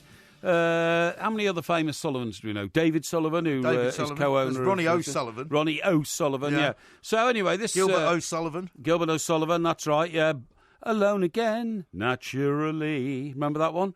Yes, I do. Richard Sullivan. Richard Sullivan. I don't really want to sing a lot of Gilbert O'Sullivan song. No, don't talk. There's Gilbert and Sullivan as well. Gilbert and Sullivan, that's right. The opera authors. That's right, yeah. Anyway, this one says, I have a new concept for Talk Sport. Yeah. I listen to it all the time and enjoy most of the shows. Why not have most of them? That's good. Yes, that's right, yeah. So there's some that he doesn't. Right. We're not going to ask him which ones he doesn't. No. As long as you enjoy ours, that's fine. Why not have a Two Mics phone in? And what happens is Mike Parry phones in, and at the other end you have another Mike Parry who answers and then has a conversation with himself. Yeah. Because it's what he does most of the time anyway. That's your perfect. That would be your perfect show, wouldn't it? The Two Mics, except there would be 2 of you. Well, and it wouldn't have to be anybody else. That would then be called the Two Porkies. Yes, it would indeed. Now, Richard says, would love you to wish this little champ Lorcan a happy 6th birthday for the 19th of October, which of course was a few days ago. But there's a rather nice... No, it wasn't. 19th was... It was yesterday, wasn't it? 19th was Thursday. Yeah, yesterday. Yes, right, so there he is with his dad and an ice cream, but apparently he likes to listen to the show. Okay. We've also got a couple of other ones. What's his name? Lorcan. Lorcan, happy birthday, my boy. Get that ice cream down your throat. Mark says, could I possibly have a shout-out tonight from the 2 of the best? It was my 37th birthday on Monday just gone.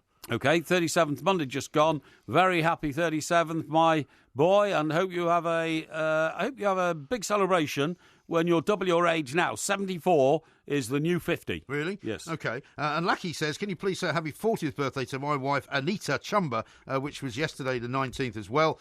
She never complains when I'm catching up on the podcast or listening live at night time or in the car, and sometimes she even laughs at Porky's hilarious outlook on life. Really? In fact, when I do or say something silly, like the Porkmeister, she calls me a plank. A plank, yeah, well, that's... and then he says, he adds, P.S. MG is a man of the people. Well, I wonder how she works that out. But anyway, the lady's name's Anita. It is. 40th birthday. Yeah. Anita, very, very happy birthday to you, my dear. I hope you have a great day, great time, great week, and a great life. There you go.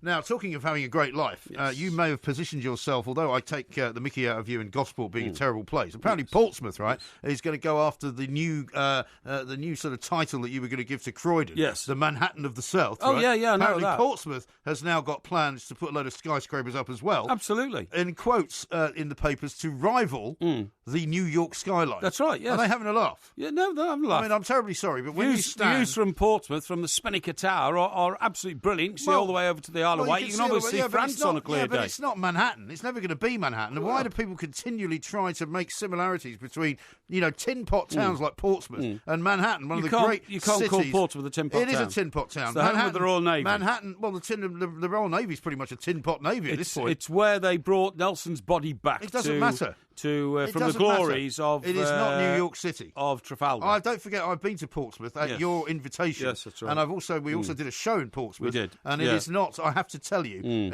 any time soon going to be a rival to New York City, to Manhattan, where we've also just recently done a show. Yes, that's right. Apparently there's a council leader down there called Donna Jones. You know this woman? Donna, yeah. She wants people to come off the motorway and marvel at a New York-style skyline. That's right. Well, I see what they should do before they marvel at the New York-style skyline, because every time I've ever driven down there, is the only thing that happens when you come off the motorway is you hit a massive traffic jam because there's a sort of a problem with the amount of traffic coming in from a motorway into one single lane. You're talking about the M27? No, I'm talking about when you come into Portsmouth, when you come off the M27, right, and you come around that kind of marsh that looks awful. Well, are you talking about the static sail as well? Yeah, the horrible static sail, right, which is beautiful. Which is a joke, right? It's a beautiful monument. And then you come in past all the kind of, Well, of course you do, because what you might call retail outlets. Loads of people like going to Portsmouth because, of course, it's the gateway to the continent. Yeah, well, it's one of the many gateways to the continent. It's actually not the best gateway to the continent. Well, it is the gateway to the continent. No, it's not. Me. Gateway to the Isle of Wight. No, Dover is the gateway to the continent because you can cross to France a lot quicker. Yeah, but from Portsmouth you can go to Santander. Santander? Yeah. Do you mean Santander? Yes, that's right. You used to be able to go to Bilbao from Southampton. I used to go on that trip. Oh, really? Yeah, the HMS Patricia I used to go on. Patricia. On holidays. You stayed in the bar 24 hours a day. No, I was about 8 years old, actually. So I didn't drink. Listen, did you know that the people living on the moon might be living there in underground caves? I didn't know there were people living on the moon. Well, this is it. It's when did you find out there were people living on the moon? Looking at my my science journals, right, researchers have confirmed there are huge underground caves beneath the moon's surface. Oh, yeah. And people could be living in tunnels below ground. What do you mean, at the moment? At the moment, yeah. Well, so you're saying there are people on the moon? Lunar caves could provide an ideal spot for a future moon base by reducing humans' exposure to damaging radiation and insulating them from temperature swings. Right. Well, now, hang on. We haven't got any time to talk about it now, so you're going to have to hold on to that because I want to hear more about this moon living. But right now, scientists in Japan found all this out. By the way, well, I'm sure they did. But there's no time to discuss it now. Why do you bring it up at the end of the show? Well, because it's a geophysical research letter that you've got to be aware of. Well, you've got to be aware of the top of the show because we've got news to do as well. Right. Okay. Better get on with it then.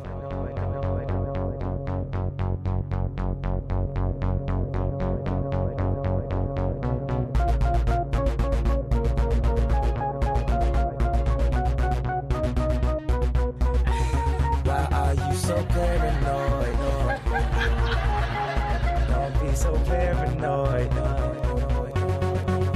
don't be so, baby, don't worry about it, hate it, don't even think about it, you worry about the wrong things, like that song? Who's that? It's Kanye West. Oh, Kanye West. Yeah.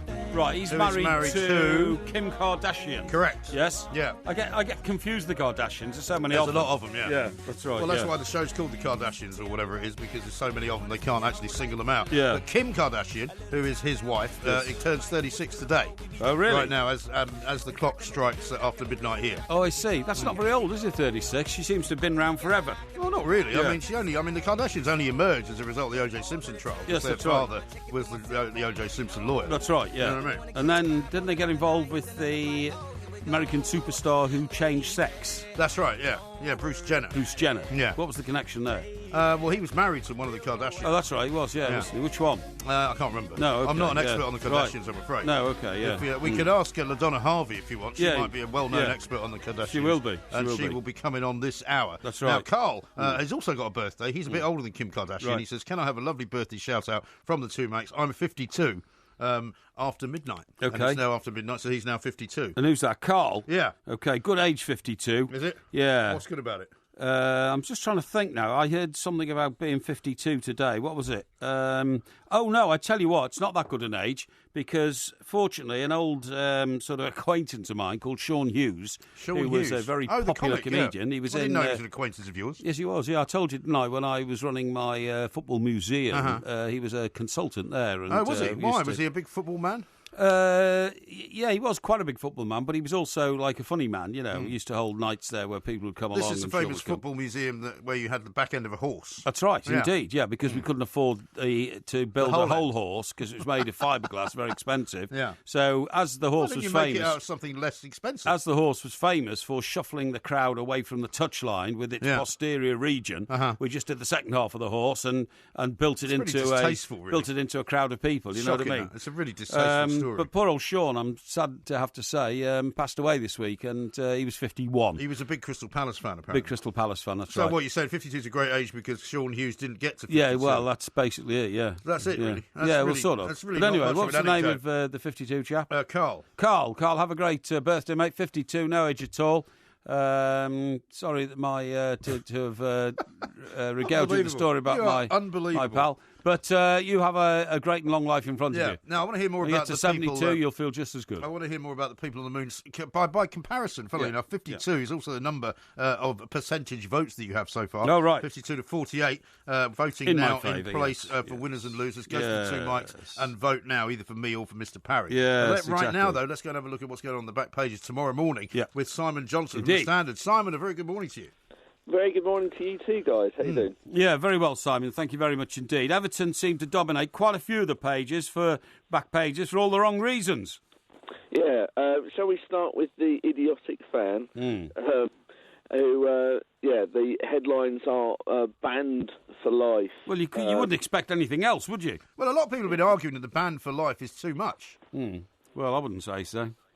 Well, it was bad enough that this idiot tried to attack the Lyon goalkeeper Anthony Lopez during that ruckus, which kicked off by Ashley Williams, of course. But it's the fact that he was holding a child as well at the time just made it all the more extraordinary, wasn't it? Absolutely, to actually lose your cool that much that you actually forget that you're holding your child. Well, I was actually saying earlier, Simon, you're holding one of your own children. We can only hope that it was one of his own children. It wasn't somebody else's child that he'd taken to the football and just decided to show good time to. Incredible. Yes, and it won't get any nicer for him. The recriminations, the consequences for this is Everton have also registered their complaint with Merseyside Police, so I'm sure he's going to get a visit from them. But of course, because of the ugly scenes, UEFA are opening disciplinary proceedings on Everton for that incident. So, a case of it doesn't rain, it pours. But for Ronald Koeman, he's coming out fighting in a different kind of way. On the back page of the Express, I'm still the man, and of course his job, like another manager, which we might be getting on to shortly, is on the line after another poor performance. But I think, to be honest, Simon, I'm looking at that interview now, and the sheer arrogance of Mr. Koeman, I think, is part of the reason why things are not going right for him at Everton. He says, don't worry, when we thrashed Arsenal, everybody will be happy again.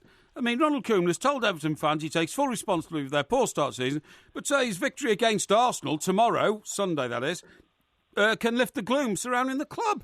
Everton are not even slight favourites to beat Arsenal on Sunday at the moment. No, but I would imagine this is him just trying to put on a brave front, a confident front, to try and... if he came out with all loads of negative talk ahead of such a big game for himself as well as the club, then what good is that going to do? So I think this is him trying to as much send a message to his own players as well as the fans that Everton can turn this around. Yeah. Well, I mean, in some ways it is early in the season, but things just don't seem to be going right in any way, shape or form for him. I mean, I wasn't able to watch his press conference. Did you see him? Did he make any reference to his beard at all and his kind of appearance? Because he looked very dishevelled the other night on the touchline. No, I mean, I didn't see it myself, but yeah, I mean, this is the standard facial look for any beleaguered manager. Trust me, I've seen quite a few in my time covering Chelsea. Is another story I'll be moving on to shortly. Yeah. But, you know, it is understandable, you know, when you know that you're basically, as I'm sure he's aware, very close to losing his job, that you're going to sort of feel that pressure. But he's put weight on as well, hasn't he? Yeah, I mean, he concedes, yes, the pressure is on me. And he says, I watch TV and I'm on social media, so I know what's going on. and that's, of course, in terms of the fans being sort of obviously very, very keen for him to go. But look, if they beat Arsenal, you could argue that the season starts again for Everton. But as you rightly point out, especially after Arsenal impressive performance against Red Star Belgrade, that perhaps that's wishful thinking on his part. Well, also their record against Everton is apparently they're the team that they beat the most whenever they play them in the Premier League. So luck is not on their side. Let's talk about Slaven Bilic, also a man somewhat beleaguered after losing 3-0 at home to Brighton. Yeah, an absolutely shocking performance, and as Gary Neville was saying on Sky, and Jamie Carragher, they were both saying this is the kind of performance that gets you sacked. Of course, Slaven Bilic's future has been very much in debate for several months now. West Ham, notably, didn't extend his contract. His contract runs out at the end of the season. So there's very little for them to lose if they were to get rid of him now. The question is like, who do they bring in? They obviously liked Rafa Benitez, but Newcastle are now looking a bit more of an attractive proposition for Benitez that turn their season around. Plus, there's the prospect of new owner coming in. So you're looking at perhaps other managers. Slavisa Jukanovic is certainly someone that they admire at West Ham for the job he's done at Fulham. And, of course, there's other managers that are doing a good job now. For example, Huddersfield coach David Wagner. But getting back to last night's game, it really was the kind of performance that is going to concern, once again, the hierarchy, because it was so lacking in fight. And when you've got another sort of impressive manager, Chris Hughton, taking a newly promoted side to your ground and completely comprehensively outplaying your boys, then you are going to be sort of thinking about making a change. Yeah, well, we'll see whether anything undoubtedly changes when they drop, if they drop into the bottom three, which they might do if Leicester win over the weekend. Harry Kane has got a few big headlines over the course of the papers as well. Yeah, One Club Kane is the back page of the Mirror. Yeah, it's rubbish. They have quotes from him. Of course, Real Madrid, there's increasing talk that Real Madrid are keen on him in the future. But Harry Kane is saying, I'd love to be a one-club man. But then I always sort of think, look at the other quotes that come with this. And I sort of read lower down the article. He said, for me, it's about winning, improving and trying to win trophies. Yeah. When my career is finished, that's what I want to look back on. Well, Spurs are doing fantastic, no mistake, and their performance at the Bernabeu was superb, but they still haven't won a trophy under Mauricio Pochettino, and until Spurs can show they can be consistent winners, then by Harry Kane's own words, you have to think that players like Harry Kane may, after a while, start to think, well, I may have to go. Well, not only that, but I mean, look at the track record of the last player who left Spurs and went to Real Madrid. He's now got, is it 2 or 3 Champions League medals? I think that's 3 now, isn't it? Yeah, 3, yeah. And I mean, Harry Kane will look upon that as the opportunity that he cannot miss. And so I totally agree with you. One Club Kane, it's no wonder it's in inverted commas on the back of the Mirror. Do you know what as well, Simon? I wish that they hadn't wheeled Jimmy Greaves out, who is obviously suffering physically. He's had a stroke and he's, he's not a man in great health. But he is a legend at Spurs, and I would prefer to remember Jimmy Greaves as the fleet-footed forward who made, scored record number of goals for Spurs, not the poor chap who's now pictured on the back of the Mirror. Yeah, it is a bit of a... I was trying to think of the right word for it, really. Upsetting. It is upsetting, It's not a great image to look at, to be honest, and I'm sure that... No, because look, I mean, I wasn't fortunate enough to see Jimmy Greaves play, but... I remember the great character that was obviously on ITV with St. Greavesy, the great character, the great personality, and you sort of have to sort of draw almost comparisons, for example, to Muhammad Ali, when you sort of think, there was a great personality. Again, I could only sort of see the footage from the past when I was growing up, but then all I saw as I was growing up was sort of like the effect that Parkinson's was having on him. So it is very, very upsetting to see a sort of what was a great man sort of having such a bad effect of this illness on him. Yes, indeed. True. Yeah. What about Mesut Ozil? We've been hearing stories for the last couple of days about him going to Manchester United, but he's not very happy apparently. No, What a Mess is or What a Mez, I suppose, as there's only one S, is on the back page of The Sun. and they've gone. They're sort of contradicting sort of stories that have gone on earlier in the week about Ozil already telling his Arsenal teammates that he's ready to move to Manchester United, and a close friend to Mesut Ozil is alleging that there's a campaign to sort of basically portray him in this negative light, presumably from within Arsenal, and he's saying that this close friend is saying there's been no contract talks with Arsenal since March, that he hasn't told anyone he wants to join Man United, and also that he's not asked for £300,000 a week for his new contract. Of course, he's got less than a year to go. So it's a big story from Martin Lipton on the back page of The Sun that's basically saying that Ozil is... it's almost like Arsenal are trying to portray Mesut Ozil as the bogeyman and the one that wants to leave, and clearly they're sort of trying to portray that actually it's Arsenal that's not sort of doing enough to try and keep their man. Oh, well. Classic kind of stuff that comes out during contract talks and over a future of one of the star players that when it's in debate, this kind of stuff comes out. And on that same back page, Conte board games, funny enough, by the same author, Martin Lipton. I thought Martin Lipton was now an executive. Well, maybe a lot of people were off or something. Or maybe he's just, doing his old job pretty well. But... Martin still has his contacts, he might be a desk man now, but he's still got plenty of contacts. But this is actually quotes from the press conference that took place at Chelsea yesterday.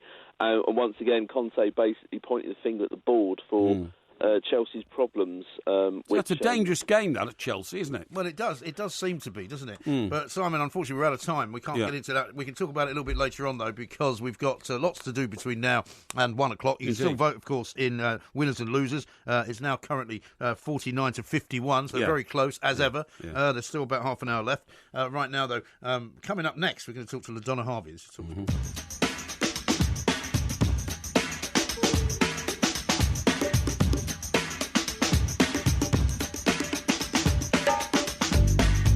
This month at TalkSport, we're celebrating Time to Change by helping change attitudes towards mental health. Next week, we'll be bringing an exclusive interview to TalkSport.com with Lewis Moody, whose fantastic career couldn't have happened without his mates in his corner, supporting him through all the tough times. Absolutely right. Remember, 1 in 4 of us will fight a mental health problem this year. Having a mate in your corner can make all the difference. Search Time to Change to find out more.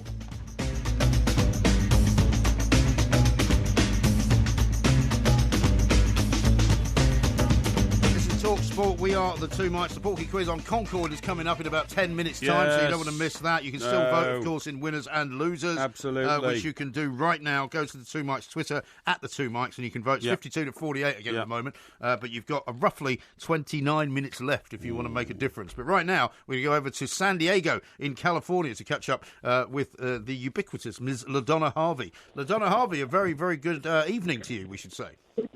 And a good evening to you, too. I happen to be sitting in Arizona right now. Oh, is that right?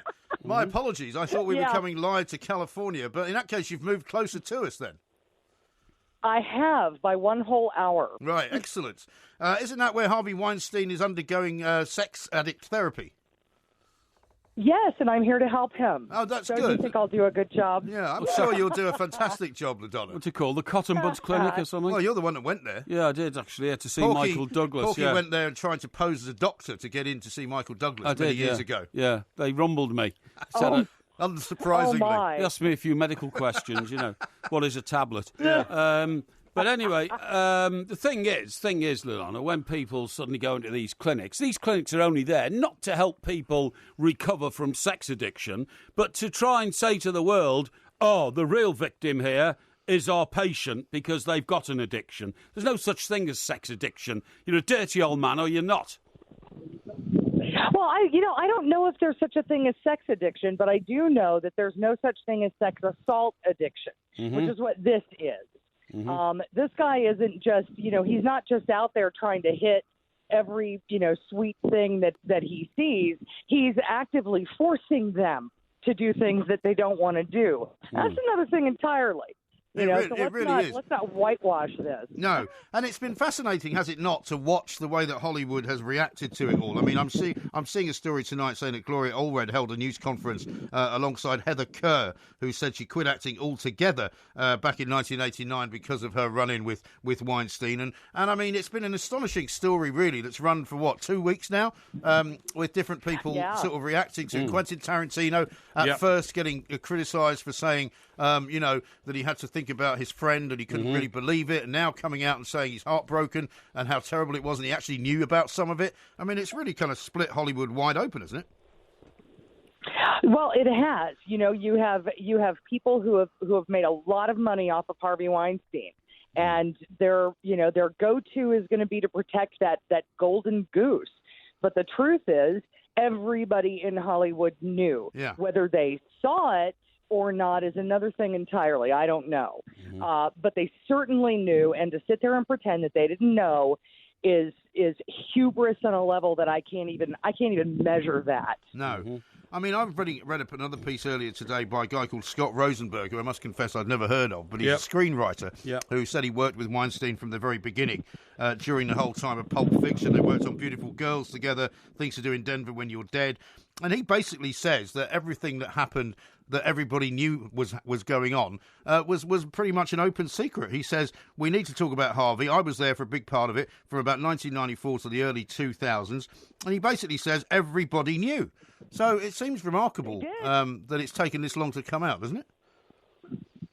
I'm really shocked, especially when it comes down to the actual rape and sexual assault allegations where he forced himself on people. It's one thing, it's one level of evil to intimidate somebody who has far less power than you into doing something that they're not very happy about doing. It's another thing entirely to pin them to the bed and do something to them that they absolutely are telling you they don't want. Right. And this guy ran the gamut. If somebody resisted him, they generally ended up being almost blackballed by him. However, he backed off pretty quickly when people said no and said it forcefully. Pat, he backs off, but then he punished those people who didn't go along with him, didn't he? Yeah, I mean, I tell you what, LaDonna, having studied the actions of Bill Clinton over the years, it's very much the same, When in Little Rock, when he had what he would call the boys with him, that would be the state troopers, who guarded him all the time, he would go to some convention and then get the state troopers to pick some women out of the crowd and say the governor would like, he was governor of Arkansas then, the governor would like to meet you, and oh, that'd be very nice, thank you, and he'd like to thank you for your fundraising. And the woman would go up to the room, and then in the room, she'd sit there, and then Bill Clinton would suddenly take his trousers off. And if the woman, complied, fine. If she fled out the room in tears, he would just say, well, I'm sorry, I don't want you to do anything you don't want to do. I thought you might like it. And that was it. You're absolutely right. Once a woman stood up to it and said, this is disgraceful, he would just back off. I think it's a standard pattern. Well, it is, but, going back to Bill Clinton, and this is not, and I will say this as somebody who voted for him twice. I did. So, this doesn't really have anything to do with politics. But he had some very high-powered men around him who, and I recall this very, very clearly, said, this is what happens when you drag a dollar bill through a trailer park. And as soon as those words came out of his operative's mouth, I knew that he was guilty. Yeah. I knew he did it. Yeah. I knew he was a dog and a scumbag, and I knew it. And, as well as, I did not sleep with that woman. But was that before you voted for him or after? I think that was after. Right. That was after. Sure. Yeah. Because, I mean, the thing that's interesting now is where this goes. Obviously, there's police investigations going on here about a couple of rape allegations. I think there's another one in California going on, in Los Angeles at least, and probably New York as well. The guy from Amazon, the studio boss from Amazon, has had to resign. Do you think, is there any word that anybody else is going to be kind of wrapped up and caught up in all this? Not yet. However, what I'm really, really hoping is that the pedophiles in Hollywood get nailed because they're out there. They have hurt kids. They have turned these kids into drug addicts and, killed them at a very early age. bisexually abusing them. So if this doesn't blow up into a full-blown sex scandal, then I am ashamed of us as Americans. Yeah, I think you're absolutely right. And as people. And maybe this will give a lot of people a lot of strength and a lot of resilience in order to bring up some of that stuff out. LaDonna, thank you very much indeed. Enjoy Arizona. We haven't got a chance to ask you what you're doing there, but I'm sure very it's dry in Arizona. Very dry, but also wonderfully kind of crisp in a way. The air is particularly fresh, I think. Yeah, well, I always found it quite muggy and dry, but a wonderful backdrop to Western movies. Yes, but it's not. I mean, it's not damp. It's not humid. No, it's not. No, I agree. I agree, but still very hot. It is a great place. Cactus grow there a lot. Cactus do grow there a lot, in the desert anyway. That's right. There's a lot of good golf courses as well. Yeah. We can talk some more about that coming up. We've got to talk more about the men on the moon as well. But coming up next, though, it's the Porky Quiz.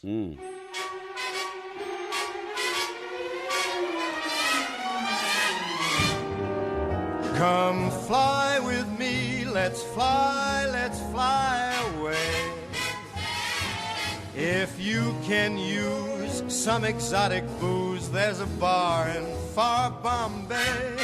Come fly with me, let's fly away. It's always a terrific song to hear that. I don't care what stage you are.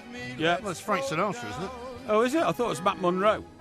No, I think it's Frank Sinatra. Frank Sinatra. Can you not tell the difference between Frank Sinatra and Matt Monroe's voice? Well, I think Matt Monro did a version. Well, he may well have done a version of it. That's that's the crooner. Okay. That's Frank Sinatra. Okay, yeah, all right, I'll go with that. You know, I once used to have a badge that said it's Frank's world, we just live in it. Because, that was how he lived his life. It's true, yeah. Now, coming up, we are going to have a quiz on the Concorde, which is a supersonic plane no longer in existence. I'm not going to say when it was taken out of existence, in case it's one of the questions. Okay. But you've asked for a quiz on the Concorde, and I've now got the question. I don't think I asked for it. I think it was the general consensus was it's got to be the Concorde.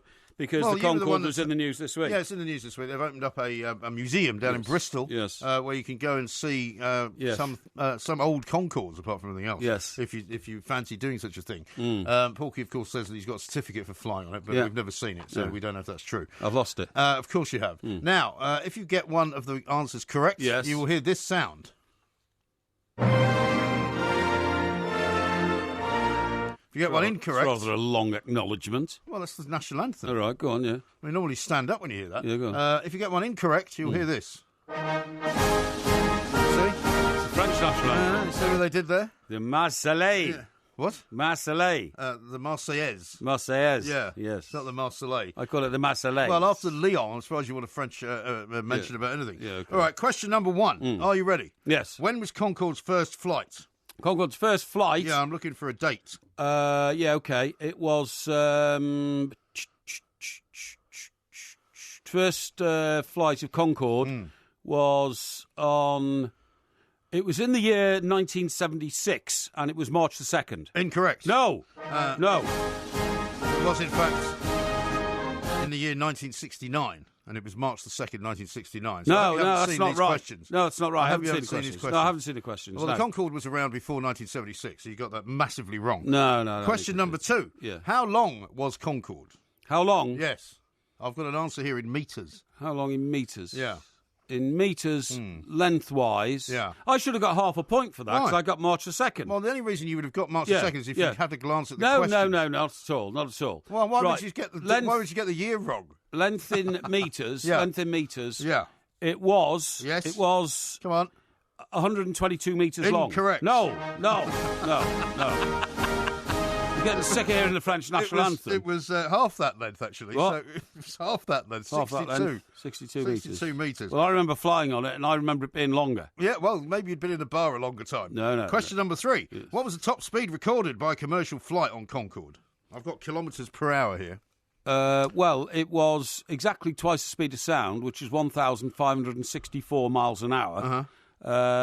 Which is the official speed. Okay, can you give it in kilometres, though? Well, I can't convert it, and if I do and get it wrong, you'll say I've given you the wrong answer. Well, I've only got kilometres per hour here, so I can't... I don't know. They'll have to tell me whether or not the answer that you've given... Could you please, from behind the glass, tell me what his answer is? Yeah, 1,564 miles per hour, because that's what I work in this country. All right, so miles per hour, you said what? 1,564. And... That's 2,517 kilometres per hour. That's right. That's too fast. The real answer is 2,179. Well, I don't care. It's 1,564 in miles per hour. Well, no, because it can't be, because otherwise it would correspond to the right number of kilometres. That's enough to a load of Baloxios. OK, well, that's none out No, of you've three. got your maths wrong there and denied me of an answer. No, the maths has been done behind the glass. It's 1,564 miles an hour, which is just over double the speed of sound. All right. In miles per hour. Well, That's what we deal with in this country. Well, we'll have them Why check are you it converting it to a French and continental speed? Well, because it was a half a French plane. Yeah, but I'm talking about the English Concordes, not the French ones. It should be 1,353 miles per hour, we're being told from behind the glass. Rubbish. So you got it wrong. Rubbish. Question number 4. Hang on, the speed of sound is 750 miles an hour. Take it up with Double them. that, Yeah. and it's at least 1,500, so I got it right. Apparently not. So I'm sorry, I'm challenging the... All right, well, we'll come back to it at the end. idiots who put the answers together. No, you definitely got it wrong. Question number 4. Planes now fly higher than Concorde. Is that statement true or false? Planes now... Are you talking about commercial airliners? Yes. It is false. That is correct. Yes, thank you. Whoa, whoa, whoa. Because the maximum height that a Concorde flew at was exactly 11 miles, which is 60,000 feet. Well, it could fly at 60,000. Yes. It mostly didn't fly much above 55,000. Well, it doesn't matter. But there I are was planes someone that flew at 58,000 feet. There are planes that now fly very close to that, but as yet, not above it. Exactly. Question number 5. How many passengers could fly on Concorde? Well, that's a moot point because... Well, it can't be a moot point. Well, I'll tell you why. Concordes flew with as few as 90 passengers on board, or as many as... How many seats did it have, then, if we make it simpler for you? OK. It depends on which Concorde you're talking about. There were 20 Concordes. Some of them had as few as 90. Some had 128, and the maximum you could get on board on an Air France flight was 144. OK. But usually speaking, the British Airways versions of the Concorde had 120 seats. OK, I'll give you that, because it says that the range is basically 92 to 128. Thank you very much. I'll give you that. Yes. Excellent, So excellent. I'll give you see, that's building up now. 2 Building out up of ahead 5. of steam. Question number 6. Yeah. Who designed the aircraft? The aircraft was designed by a rather brilliant French chap called Pierre Sartre. Pierre who? Pierre Sartre. Incorrect. No, it's not incorrect. That's incorrect. It's not. No. It's not incorrect. That is true. No, it's the not. designer was Pierre Sartre. I'm telling you, it was. Well, I've got it here. There's who? Sir James Hamilton. Sir James Hamilton, he didn't design it. Yeah, he did. No, he didn't. He led the British design team. I don't care. Yep. Pierre Sartre came up with the original design pattern. I'm not having this. All right, question number 7. Yeah. You've already got 2. That's more than I thought you'd get. In which film was Concorde featured as a major part of the plot? Major part of the plot? Yeah. In a film? In a film, yeah. Let me think. Well, it wasn't a James Bond film, There right? are probably Definitely lots wasn't. of films that had Concorde in it, but this was the main part of the film. No, it wasn't. Definitely wasn't James Bond. Okay, definitely Sure. wasn't. Yeah, I'm certain. Right. Let me just think about this.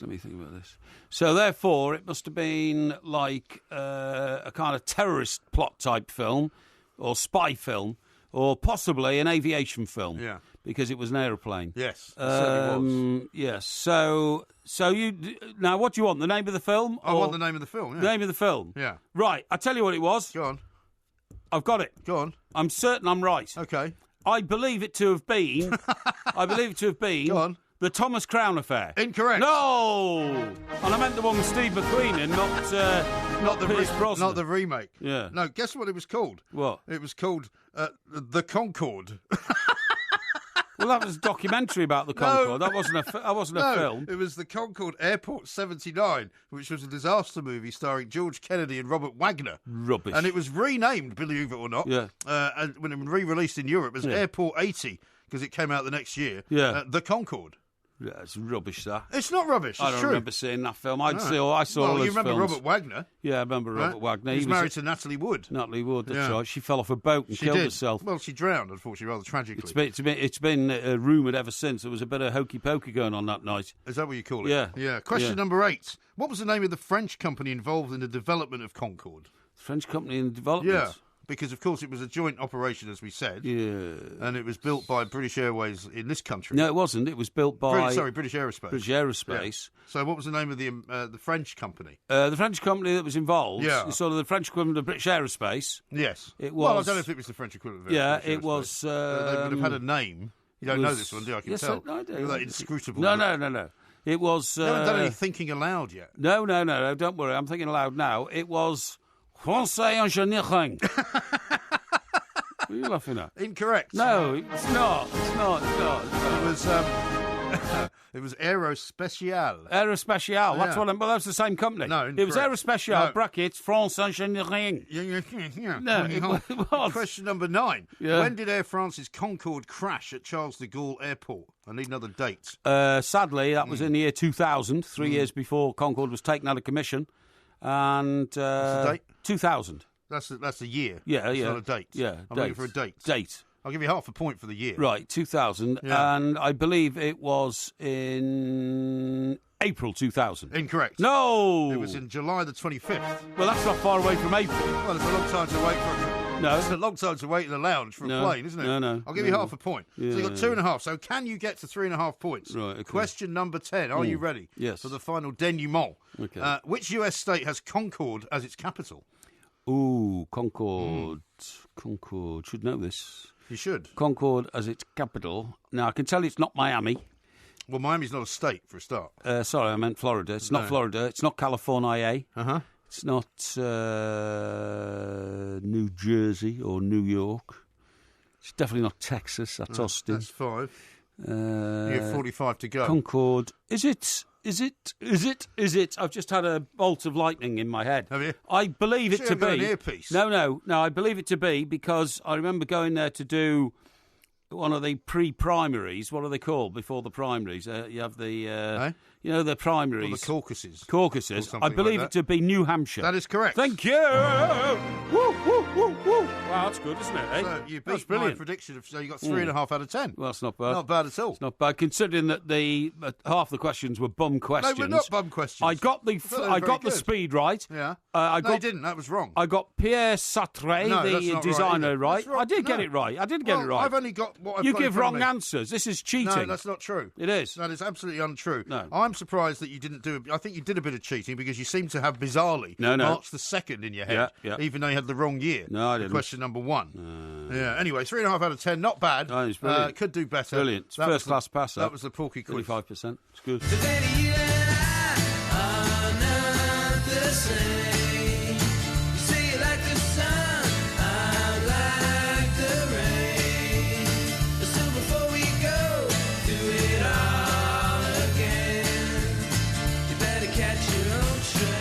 If you're fed up with Theresa May's excuses, Trump's tweets, or bored of Bake Off, then you can get it off your chest over on Talk Radio. Non-stop current affairs, politics and more with James Well, George Galloway and the award-winning Ian Lee. Indeed, don't miss the Queen of Controversy, Julia Hartley-Brewer, this Monday from 10 a.m, exclusive to Talk Radio. You can listen live 24/7 via the Talk Radio app on DAB, or why not shout Talk Radio at Alexa.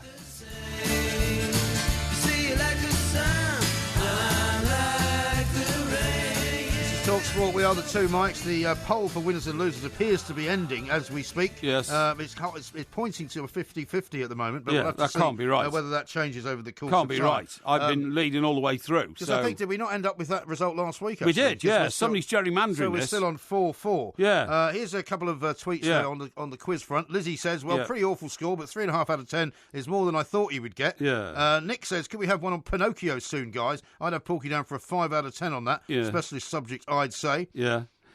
Jack says, for some reason, Big Fat Mike Parry has just shut up Big Fat Mike Graham. Yeah, that's right. I don't know what he means And by can that. I tell you that in the last few minutes, the producer of this show has run into the studio and said Porky was right on the name of the That's not designer. what he It said. was Pierre Sartre. That's not what he said. Yes, he did. No, what he said is he's had a tweet from Yeah, somebody that's called right. Paul. Tweet from an expert. Actually, no, it's not a tweet. It's a text from Paul in Yeah, Mitcham, yeah. who says Pierre Sartre Yeah. was indeed the chief designer of Concorde. Thank Porky's you. Great.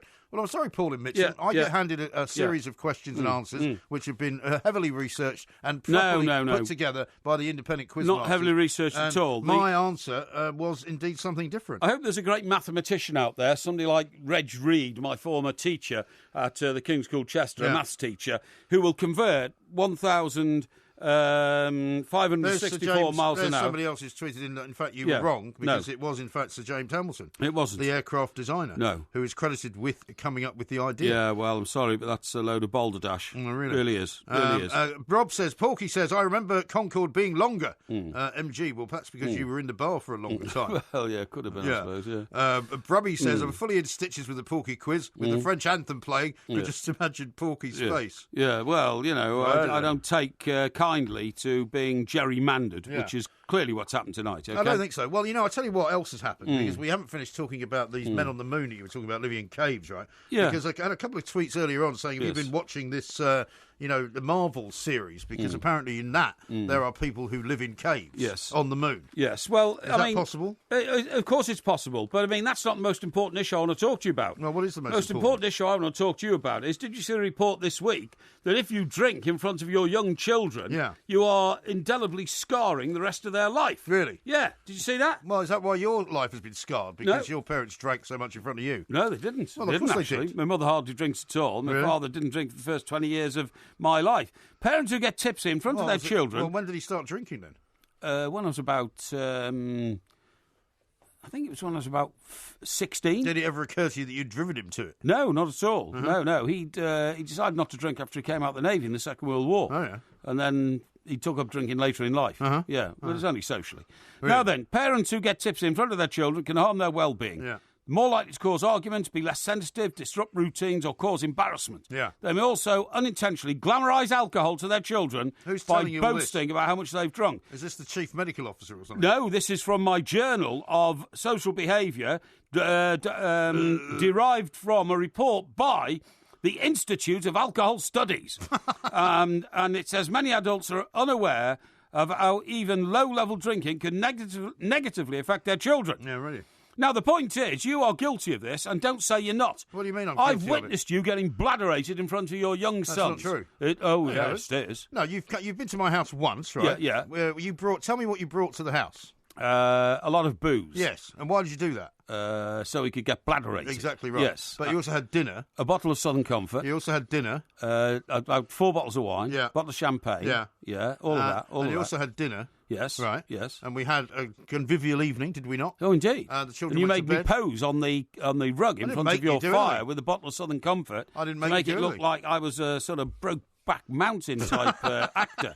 Yeah? You weren't acting, though, were you? No, well, but the bottom line is, right, did you notice at any time when you were in my house anything other than an atmosphere of joviality? It was joviality, but you were bladderated in front of your children. An atmosphere of great love. Among children who had seen their parents tipsy. Considering you've never had children, you've got an awful lot of advice to hand out to people about something you know nothing about. 29% of children said they'd been embarrassed. You see, children embarrassed by your behaviour. 29% of children embarrassed by my behaviour? Yeah, 19% said they'd been of what children? given less attention after their parents drunk, and 14% said their parents behaved unpredictably, and 15% said they argued more. Yeah. Now, in survey of 997 families from different backgrounds, 29% of parents admitted being drunk in front of their children, while 51% said they had been tipsy. I mean, this is not good enough. You're obsessed with alcohol, aren't you? No. You are. You are No. totally obsessed with it. You like to tell stories about other people's drinking. No. You like to deny the fact that you drink more than you actually do. Nine. You like to pretend that your father was not a drunk. You like to pretend all Well, sorts my father of things. wasn't a drunk. You've told me he was a drunk. I've never said You that. have said that. Outrageous. You told me that the reason you had bad heart was because you suffered from the same cardiomyopathy that he suffered from. Yeah, but that didn't which come was from brought on drinking. by alcohol. No, I didn't say that. Well, how did you? I don't know if it's brought by alcohol or not, Well, but how- he well, how wasn't did a you heavy manage- drinker. Well, how did you manage to get so much fluid on your lungs? Well, because I had a dodgy ticker. Right. And it's as simple as that. You can be born with a dodgy ticker, and unfortunately I was. There's no question about whether or not you should drink in front of your children. If drinking becomes a problem, then obviously it becomes a problem to your family. It becomes a problem to your children. It becomes a problem to your spouse and your partner and all that. It's true. But if you drink in It's moderation, not good. then there's nothing wrong with it at all. You don't know anything about moderation. I That's know your an awful problem. lot about moderation. I think everyone has seen the way that you managed to explain moderation on Monday after your all-day lunch with your so-called, business partner from the Two Mics, and also following on hot on the heels from your trip to Brighton, where you were almost ejected from the stadium. No, I wasn't almost ejected from the stadium. I Well, wasn't anywhere near being ejected from the stadium. Well, according to eyewitnesses, you were. No, chap sitting next to me when I got up and clapped Everton's equalising goal. He said to me, recognise the dignity of your seat. I thought, who are you? Yeah, but that is the point. I thought he sounded like a teacher from Lancing College nearby. But that's the kind of thing that people say to drunks who are upsetting the general conviviality of the scene. There was no question of being drunk whatsoever. Right. The position was that he was a bitter Brighton fan and Everton just scored. And there wasn't any. I wasn't disrespecting the dignity of the seat at all. Okay. But I was in a very good area of the ground, which had a mixed number of Everton and Brighton supporters. Yes. So I don't know what the silly oaf was going on about. No, neither do I. Yeah. But anyway, more about that coming soon, of course. We're going to be back tomorrow at 11 o'clock with the warm-up ahead of the big weekend of Premier League action and, of course, the Grand Prix, which is happening down in Austin, Texas as well. I think we're going to be talking to Ray Wilkins on the show tomorrow, and we'll have lots more to discuss as well. Yes. We are the Two Mics.